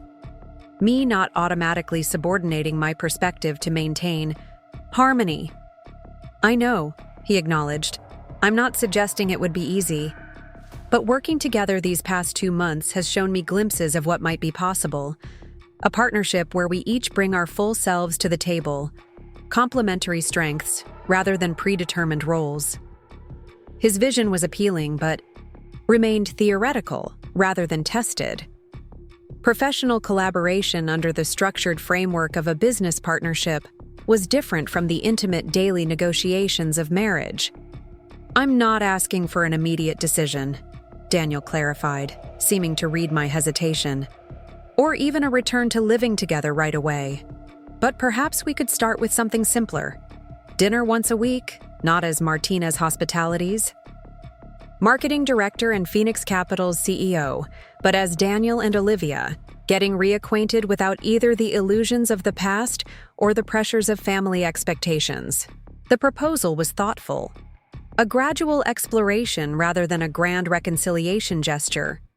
It acknowledged both the damage done and the potential that might still exist between us. "Dinner sounds like a reasonable place to start," I agreed, cautiously. Relief flickered across his features. "There's a new place in Wynwood I've been wanting to try. Thursday?" "Thursday works." I checked my watch, reminded of a meeting scheduled with my executive team to review the next phase of technology implementation. I should get back to the office. As we rose to leave, Daniel hesitated, then asked the question that had likely been on his mind throughout our conversation. "Are you happy, Olivia? With how things are unfolding here with the business, I mean." The query seemed simple but carried layers of meaning. Was the investment meeting my professional expectations? Yes, but also perhaps, was this new arrangement, with its integrated rather than compartmentalized connection to the Martinez family, fulfilling in ways our previous dynamic had not been? "I am," I answered truthfully. Seeing the potential of these properties realized, watching the team embrace new approaches, even navigating the complex family dynamics, it's challenging in the best ways. This is what Phoenix Capital does at its core. Identifies undervalued assets with strong fundamentals and helps transform them into what they could be. Something in my response caused a shadow to cross his expression. "Is that how you see our marriage? An underperforming asset with potential for transformation if the right changes are implemented?" The question could have been accusatory, but his tone held genuine curiosity rather than judgment. It was a fair inquiry. The parallel between my professional approach and our personal situation hadn't escaped me. "I think the comparison has some validity," I admitted. "Both require honest assessment of current reality, clear vision for potential, future state, and willingness to invest significant resources, emotional rather than financial, to bridge the gap between them." Daniel nodded thoughtfully. "And both require all stakeholders to commit to the transformation process, not just one party driving change while others resist." "Exactly." We had reached the lobby, where staff members nodded respectfully as we passed. The subtle deference they showed to both of us equally, Daniel as a Martinez family member and me as the investment partner responsible for the revitalization, represented yet another shift in the public perception of our respective roles. "Thursday, then," Daniel confirmed as we prepared to go our separate ways, he to a marketing team meeting upstairs, I to my downtown office. "Thursday," I agreed, realizing that I felt a tentative anticipation about the dinner that had nothing to do with business interests or family obligations, simply the prospect of reconnecting with the man I had fallen in love with 12 years earlier, before layers of expectation and compromise had obscured both of us from each other. The first of our weekly dinner dates, for lack of a better term, proved surprisingly comfortable. The restaurant Daniel had selected was deliberately removed from the Martinez hospitality sphere of influence, a new establishment in Miami's arts district, with no industry connections that might turn our personal evening into an impromptu business meeting. We discovered that when we intentionally avoided discussing the hotel renovations or Phoenix Capital's operations, we still found plenty to talk about. Books we'd read, exhibits at the Perez Art Museum, political developments that, concerned us. Even fond memories from our early relationship that had somehow become buried under years of performative interactions. "Remember that weekend in Savannah?" Daniel asked over dessert, referencing an impromptu trip we'd taken just months after meeting. "When the rental car broke down and we ended up spending the night in that tiny bed and breakfast run by the elderly sisters." I laughed, recalling the ancient Victorian home with its creaking floors and shared bathrooms. Miss Eloise and Miss Bethany. They were convinced we were newlyweds and kept giving us knowing looks when we came down for breakfast. We stayed up until 3 a.m. on that wraparound porch, talking about everything from economic theory to childhood pets. His expression turned reflective. "That's when I knew, that I wanted to marry you." "Because of my fascinating insights on regulated capitalism?" I teased. "Because I'd never met anyone who engaged with the world so completely, who thought so deeply about everything from global financial systems to why southern porch ceilings are painted blue." Daniel's gaze held mine across the table. "That woman, curious, passionate, challenging, she's the one I fell in love with. And I think she got lost somewhere along the way. Or rather, I stopped seeing her." The directness of his observation created a momentary vulnerability between us that felt more intimate than any physical connection. "She's finding her way back," I acknowledged softly. "But she's different now, less willing to compromise essential parts of herself, even for harmony's sake." "Good," Daniel replied with surprising firmness. "Because the harmony we had was an illusion anyway, built on selective perception and convenient blindness. I'd rather have authentic discord than false peace." The sentiment reflected a maturity I hadn't expected, a willingness to engage with complexity rather than retreating to comfortable simplifications. As we left the restaurant that night, Daniel made no move to extend the evening or to initiate physical contact beyond a brief touch on my arm as we said goodnight. The restraint felt respectful rather than distant, an acknowledgement that rebuilding trust would require patience and deliberate steps rather than rushed intimacy. Our weekly dinners continued through the following month, gradually expanding to include occasional weekend activities, a gallery opening in the Design District, a jazz performance at the Adrian Arsht Center, a sunset sail on Biscayne Bay. We were, in essence, dating each other again, but with a decade of shared history that colored every interaction with both understanding and caution. Meanwhile, the transformation of Martinez Hospitality Group proceeded at an impressive pace. The Skyline Hotel's occupancy rates climbed steadily as word spread about the renovations. Advance bookings for the reopened restaurant exceeded projections, and the technology integration had already reduced operational costs by 14% while improving guest satisfaction metrics. Michael had embraced his role as the financial steward of the family's revitalization, working closely with Phoenix Capital's implementation team to identify additional efficiency opportunities. Elena had become an unexpected but valuable contributor to the design aspects of each property renovation, her long-suppressed talents finding expression in thoughtful details that enhanced the guest experience. Only Victor remained resistant, participating in governance meetings with reluctant compliance, but little enthusiasm. When he did engage, his suggestions often revealed a fundamental misunderstanding of the shifting market demographics and technology integration that were driving the turnaround. The tension came to a head during the quarterly review meeting, where the full implementation team, including representatives from both Phoenix Capital and Martinez Hospitality, gathered to assess progress against established metrics. The results were overwhelmingly positive, with every key indicator showing improvement beyond the projected timeline. "These numbers are encouraging," Victor acknowledged grudgingly. "But I'm concerned we're losing the personal touch that distinguished Martinez properties.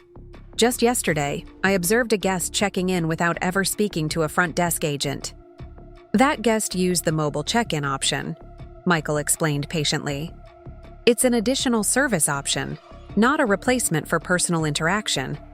Our guest satisfaction scores for staff engagement have actually increased by 22% since implementation." Because guests who want human interaction get more attentive service when staff aren't bogged down with routine transactions, I added. The technology doesn't replace the personal element. It enhances it by allowing your team to focus where they add the most value. Victor's expression remained skeptical. The Martinez name was built on knowing our guests personally, greeting them by name, remembering their preferences, making them feel like family. And we still do that, Daniel interjected. But we now have better tools to support those connections. When a returning guest approaches the front desk, our staff can see their previous stay history, preferences, and special requests without having to search through files or rely on memory. It feels artificial, Victor insisted. Programmed, rather than genuine. Elena surprised everyone by responding to her husband's objection with unusual directness. Victor, do you remember when your father finally agreed to install a computerized reservation system in 1985? You had to practically drag him into the modern era because he insisted that handwritten reservation books were the only proper way to manage a luxury hotel. Victor stiffened at the comparison. That was different. It was exactly the same, Elena countered gently.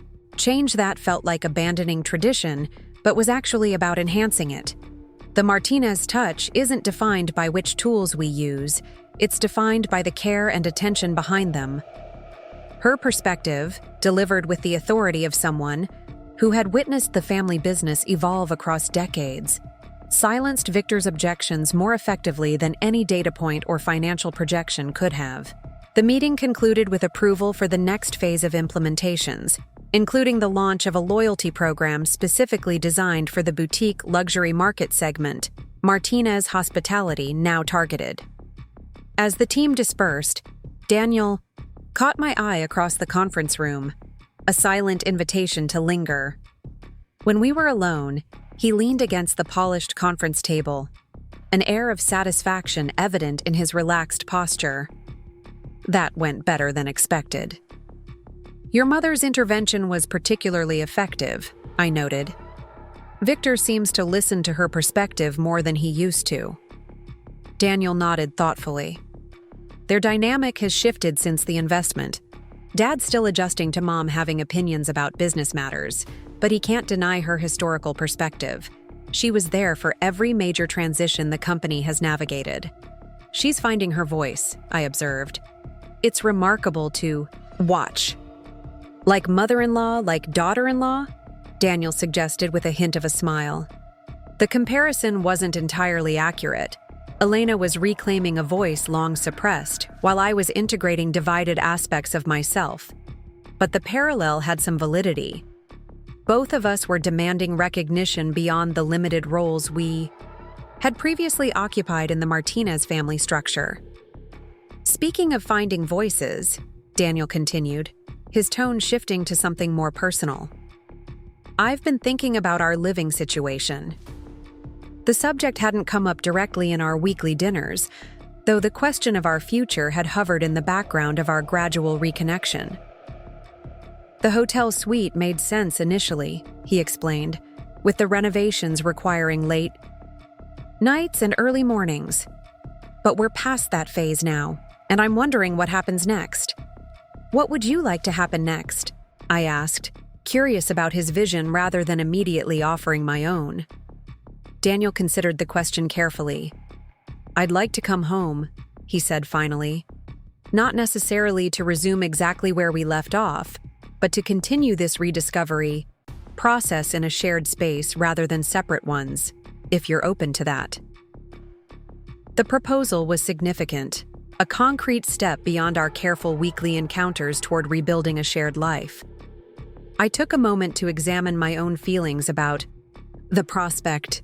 The past 3 months had given me a taste of independence I'd never fully experienced during our marriage, despite my professional success. There had been a certain freedom in making decisions about my schedule, my home, my daily rhythms without consideration for another person's preferences or expectations. Yet I had also found myself missing aspects of partnership. The comfortable shorthand of shared references, the security of another's presence, even the small negotiations of cohabitation that required compromise but created intimacy. The woman I had become through integration, rather than compartmentalization, was strong enough to maintain her boundaries within a relationship, rather than requiring complete autonomy to preserve her identity. "I'm open to it," I replied carefully, with the understanding that we're creating something new, not returning to old patterns. Relief and something like joy flickered across Daniel's features. "That's exactly what I want. A fresh start informed by what we've learned, not a restoration of what wasn't working." The prospect was both terrifying and exhilarating, attempting to build a marriage based on full recognition and equal partnership after years of imbalance and selective blindness. Whether we could succeed remained uncertain, but the possibility now felt worth the risk in a way it hadn't just months earlier. "When?" I asked practically. "This weekend?" he suggested, "unless that feels too rushed."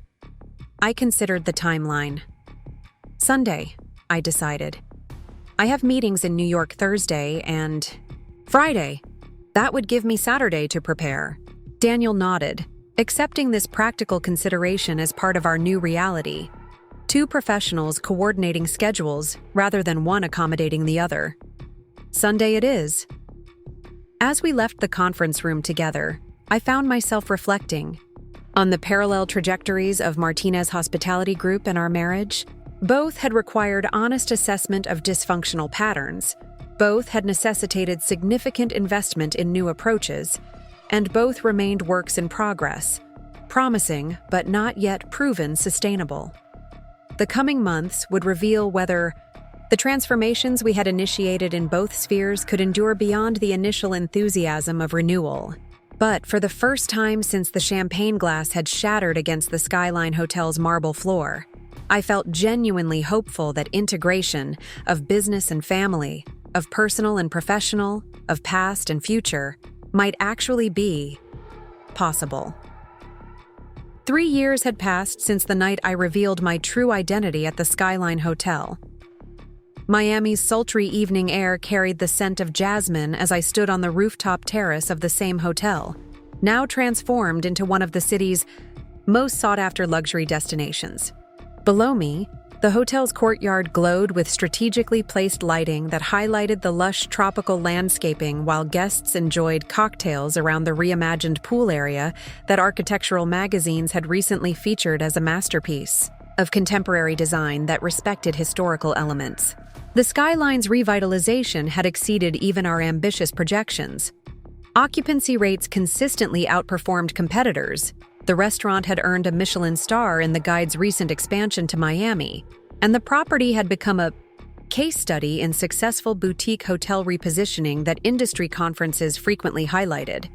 The other Martinez properties had undergone similar transformations, each maintaining unique character while benefiting from the technological integration and strategic repositioning that Phoenix Capital had facilitated. "There you are," a familiar voice said behind me. Daniel approached with 2 glasses of champagne, handing one to me with a smile that still held traces of the charm that had first attracted me 12 years earlier. "Just taking a moment," I explained, accepting the glass. "It's not every day. We celebrate hitting our 5-year targets 2 years early." Tonight's gala marked the formal announcement that Martinez Hospitality Group had achieved the performance milestones that triggered the equity repurchase option in our original agreement. The family had exercised this option last month, reducing Phoenix Capital's stake to the long-term holding of 25% we had envisioned from the beginning.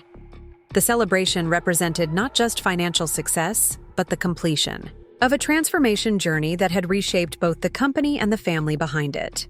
"Have you seen the latest property valuation?" Daniel asked, his pride evident. "Triple what it was when we started. The analysts are calling it the hospitality turnaround story of the decade." "I saw," I confirmed. "Phoenix's investment committee is quite pleased, as am I."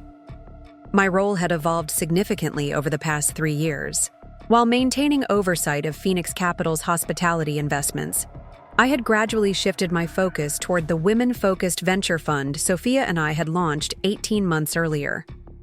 Removing the artificial divisions between my professional and personal identities had created space for new initiatives that integrated my financial expertise with my growing passion for supporting women entrepreneurs. "Your parents seem to be enjoying themselves," I observed, nodding toward where Victor and Elena were greeting industry figures with practiced ease in the courtyard below. Daniel followed my gaze. "Mom especially. Did you know she's considering teaching a course on hospitality design at Miami-Dade College? Apparently, the dean approached her after that profile piece in Hospitality Design magazine." The information didn't surprise me. Elena's evolution had been perhaps the most remarkable aspect of the Martinez family transformation.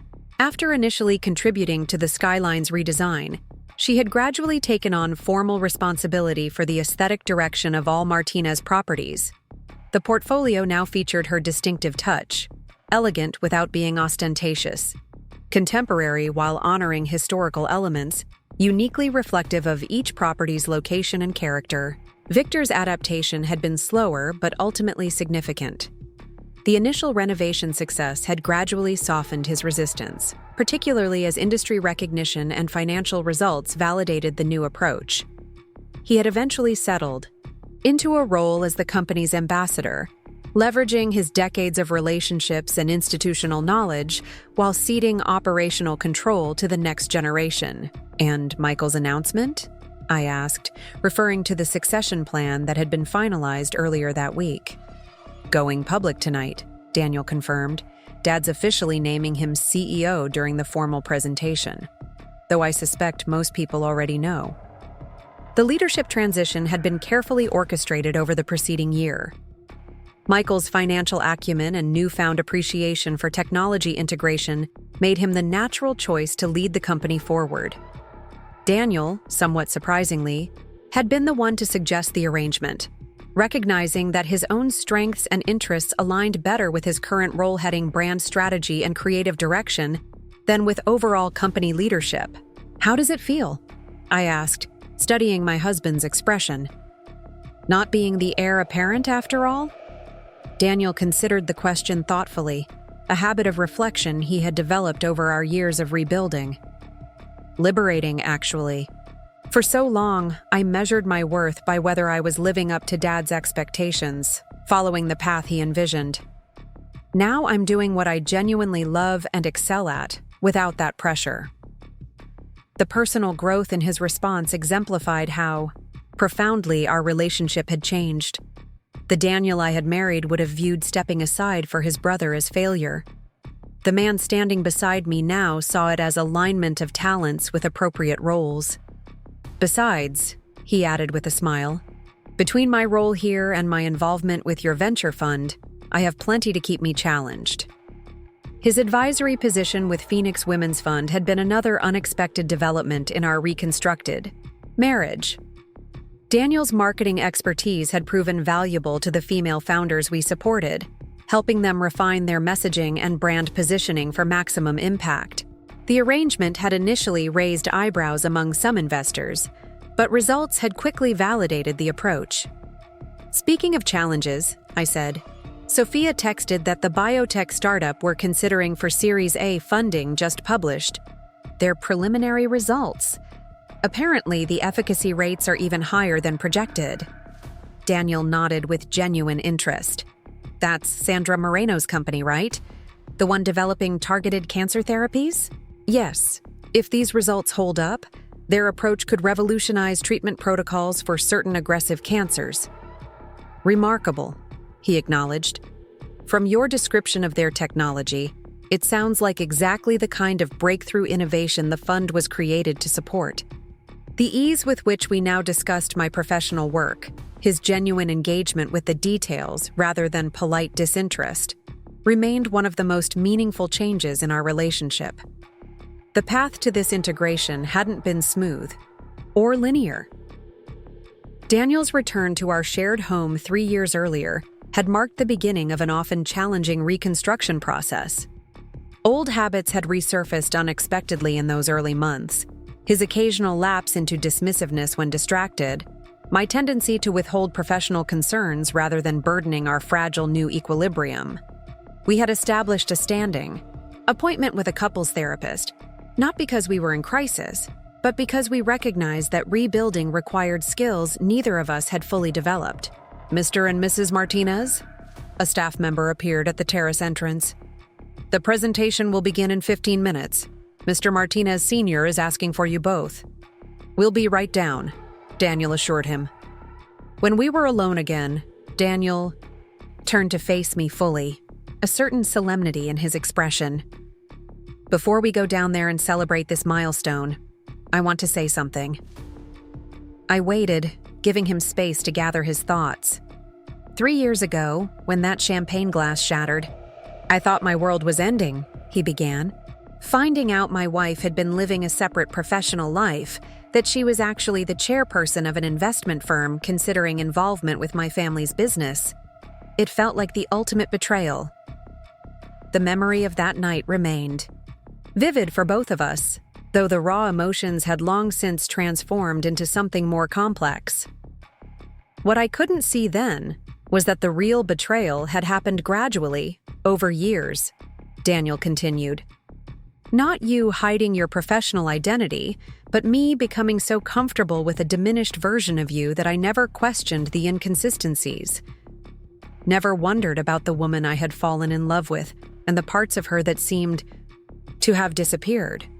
His insight reflected years of careful self-examination, both individually and together. The irony is that losing the marriage I thought I had led me to something much more valuable, a partnership with a whole person rather than a convenient fiction. He reached for my hand, a gesture that had regained its meaning through conscious rebuilding rather than habitual performance. Thank you for giving us the chance to create something authentic from the ashes of what wasn't working. The sentiment touched me deeply, acknowledging as it did both the pain and the possibility that had emerged from that pivotal moment. We built it together, I reminded him. Equal architects of whatever we've become. Daniel smiled, recognizing my gentle correction as the healthy boundary setting it represented rather than taking offense. Equal architects, he agreed. Though I think we're still designing as we go. The best projects usually are, I observed, returning his smile. Adaptive rather than rigidly predetermined. Below us, the courtyard had filled with guests.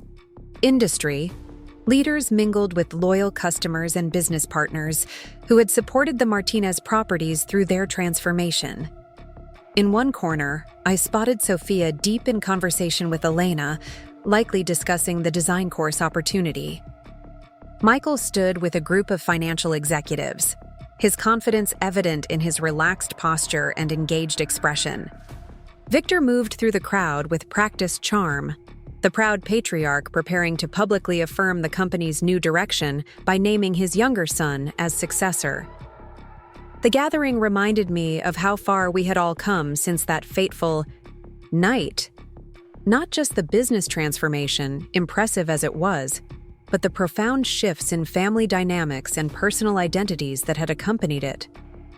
The journey had not been linear or always comfortable, but the results were undeniable, both in balance sheets and emotional well-being.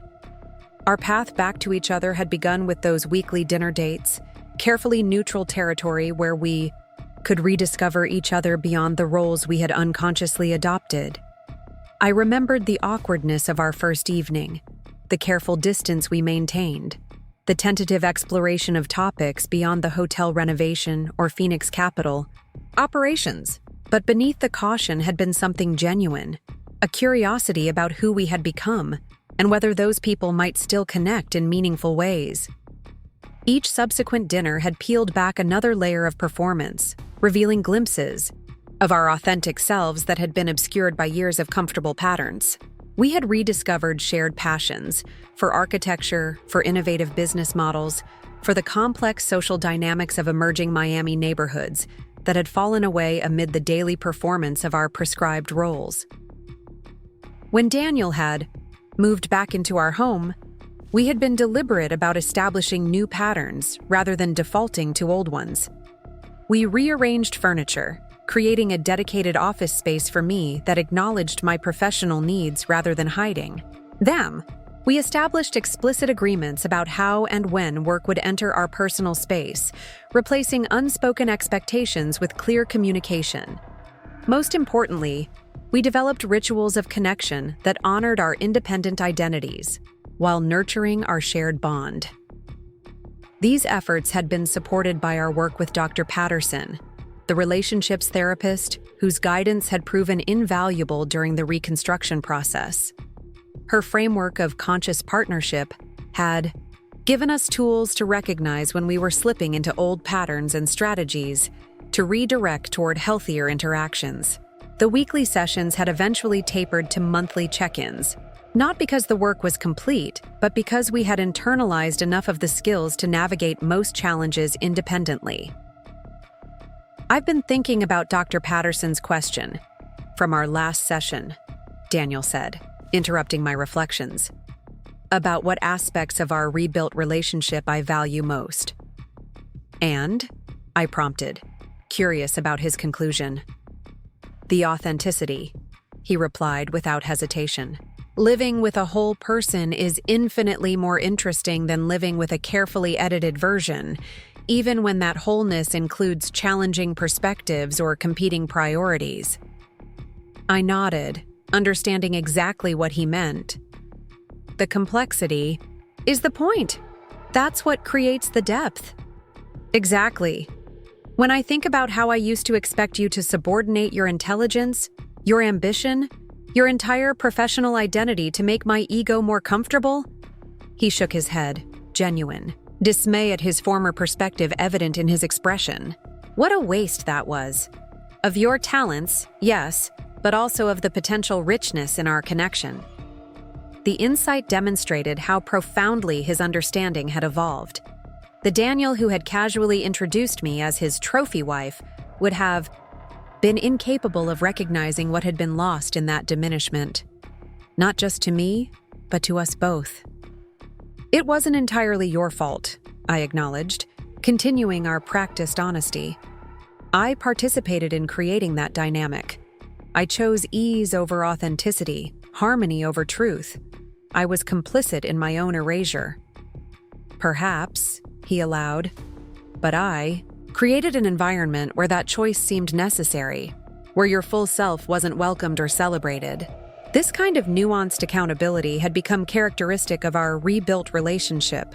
The ability to acknowledge individual responsibility without assigning unilateral blame, to hold complex truths about our shared history without defensiveness or accusation. We should head down, I suggested, noting the time. Your father will be looking for us. As we prepared to join the celebration, I found myself reflecting on how the professional and personal transformations had reinforced each other over these past 3 years. The revitalization of Martinez Hospitality Group had created a context where new family dynamics could emerge and be tested. The shifts in our marriage had modeled possibilities that influenced relationships throughout the company, particularly for Elena, whose reclamation of professional identity had paralleled my own integration in many ways. The quarterly board meetings, required under our investment agreement, had provided structured opportunities to practice new patterns of interaction. Daniel learning to receive my professional feedback without defensiveness, me offering perspective, without apology or diminishment, both of us discovering how to separate business considerations from personal dynamics. These skills had gradually transferred to our private life, creating a foundation of mutual respect that strengthened both domains. By the way, Daniel said as we descended toward the courtyard, did I mention that Hospitality Today wants to do a feature profile on us? The business turnaround story, but also the personal aspects, how our marriage evolved alongside the company, transformation. The request represented yet another integration of realms we had once kept rigorously separated. How do you feel about that? I asked, curious about his reaction. Surprisingly comfortable, he replied. Time was when the idea of publicly acknowledging that my wife was the financial genius behind our family business revival would have threatened my masculinity. He smiled ruefully at his former self. Now it just seems like an interesting story. worth telling. One that might even help other couples navigate similar terrain. This willingness to be transparent about our journey, both the missteps and the reconstruction, reflected the security Daniel had developed in his recalibrated identity. No longer needing to present himself as the central protagonist in every narrative, he could acknowledge my contributions without feeling diminished by them. We reached the courtyard just as Victor was beginning to gather guests for the formal presentation. Elena separated from her conversation with Sophia to join her husband at the small stage that had been arranged for the occasion. The dynamic between them had evolved significantly as well, with Victor now unconsciously deferring to Elena on certain matters in a way that would have been unimaginable 3 years earlier. "Olivia! Daniel!" Elena greeted us warmly. "I was just telling Sophia about the design course proposal. She has some wonderful suggestions for incorporating technology perspectives." "It's a natural extension," Sophia replied. Hospitality design increasingly requires understanding how guests interact with both physical spaces and digital interfaces. Elena's integrated approach is exactly what students need to learn. The easy exchange between the two women, discussing professional matters as peers, epitomized how thoroughly our reconstructed reality differed from the dynamics that had prevailed before my revelation. Then, Sophia and Elena would have engaged in polite small talk about fashion or social events, carefully avoiding any topics that might highlight the discrepancies in how I was perceived in different contexts. Michael approached, champagne in hand, his expression more relaxed than I had ever seen it before the transformation. "Everything's ready for Dad's announcement," he informed us. "The press release goes out at 9, and the marketing team has prepared a video showcase of the renovation journey for social media." "Excellent," Daniel approved. "The before and after visuals are particularly striking, should generate significant engagement." The brothers' collaborative ease represented another aspect of the family's evolution. With clearly defined roles that matched their natural strengths rather than prescribed succession plans, they had developed a partnership that strengthened the company in ways Victor's more hierarchical approach never could have. Victor joined us, nodding to each family member with the formal courtesy that remained his hallmark despite all the changes. "It's time," he announced. "Michael, Daniel, with me for the announcement. Elena, Olivia, join us after I make the leadership transition official." The persistence of certain patterns, Victor's assumption of patriarchal authority to direct family movements, his unconscious prioritization of male family members in the formal announcement, might have irritated me in earlier days. Now, I recognized them as vestiges of an older generation's understanding, largely harmless when contained within a transformed overall structure. The substantive changes mattered more than symbolic ones, and those had unquestionably occurred. As the men moved toward the stage, Elena leaned closer to me. "Did you ever imagine, that night when you shattered your champagne glass, that we would end up here? Not just the business succeeding, but all of us, rearranged into something better?" The question held genuine wonder at the journey we had traversed together. "Never," I admitted. I was focused on ending the compartmentalization, not on what might be built in its place. "I'm grateful," she said simply, "for your courage that night and for your patience afterward. You could have walked away, from Daniel, from the family, business, from all of us. Instead, you stayed and helped create something none of us could have envisioned." Her acknowledgement touched me deeply. Elena had perhaps traveled the furthest of any family member, from the woman who had surrendered her professional identity without question to support her husband's ambitions to someone reclaiming her expertise and passion midlife, reshaping her understanding of what was possible. "We created it together," I reminded her, echoing what I had said to Daniel earlier. All of us choosing something different than what we'd known before. The hotel courtyard fell silent as Victor approached the microphone, his expression solemn, yet satisfied as he prepared to formally announce the leadership transition and celebrate the company's remarkable turnaround. Daniel caught my eye from his position near the stage, a small, private smile passing between us that acknowledged our shared journey. No shattered champagne glass this time, no dramatic revelations or public reckonings. Just the quiet recognition of how far we had all come from the night when a trophy wife reclaimed her true identity and set in motion transformations no one could have anticipated, least of all herself. As Victor began speaking about legacy and future direction, about traditions honored and innovations embraced, I reflected on the professional assessment I might make of our journey.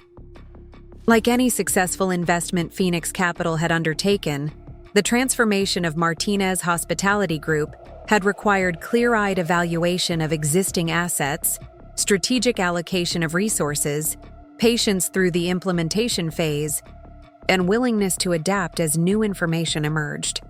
The same principles had guided the reconstruction of my marriage and, in many ways, the Martinez family itself. We had identified core strengths worth preserving while acknowledging dysfunctional patterns that required intervention. We had invested time, vulnerability, and consistent effort toward building something more sustainable. We had weathered the inevitable setbacks with resilience, adjusting our approach rather than abandoning the project entirely. The result, like the beautifully renovated Skyline Hotel surrounding us, honored its historical foundations while embracing contemporary needs and possibilities. Not a return to some imagined perfect past, nor a complete reinvention that discarded all that came before, but a thoughtful integration that created something both familiar and entirely new, a structure designed to weather whatever storms might come, both within and without. Up next, you've got 2 more standout stories right on your screen. If this one hit the mark, you won't want to pass these up. Just click and check them out.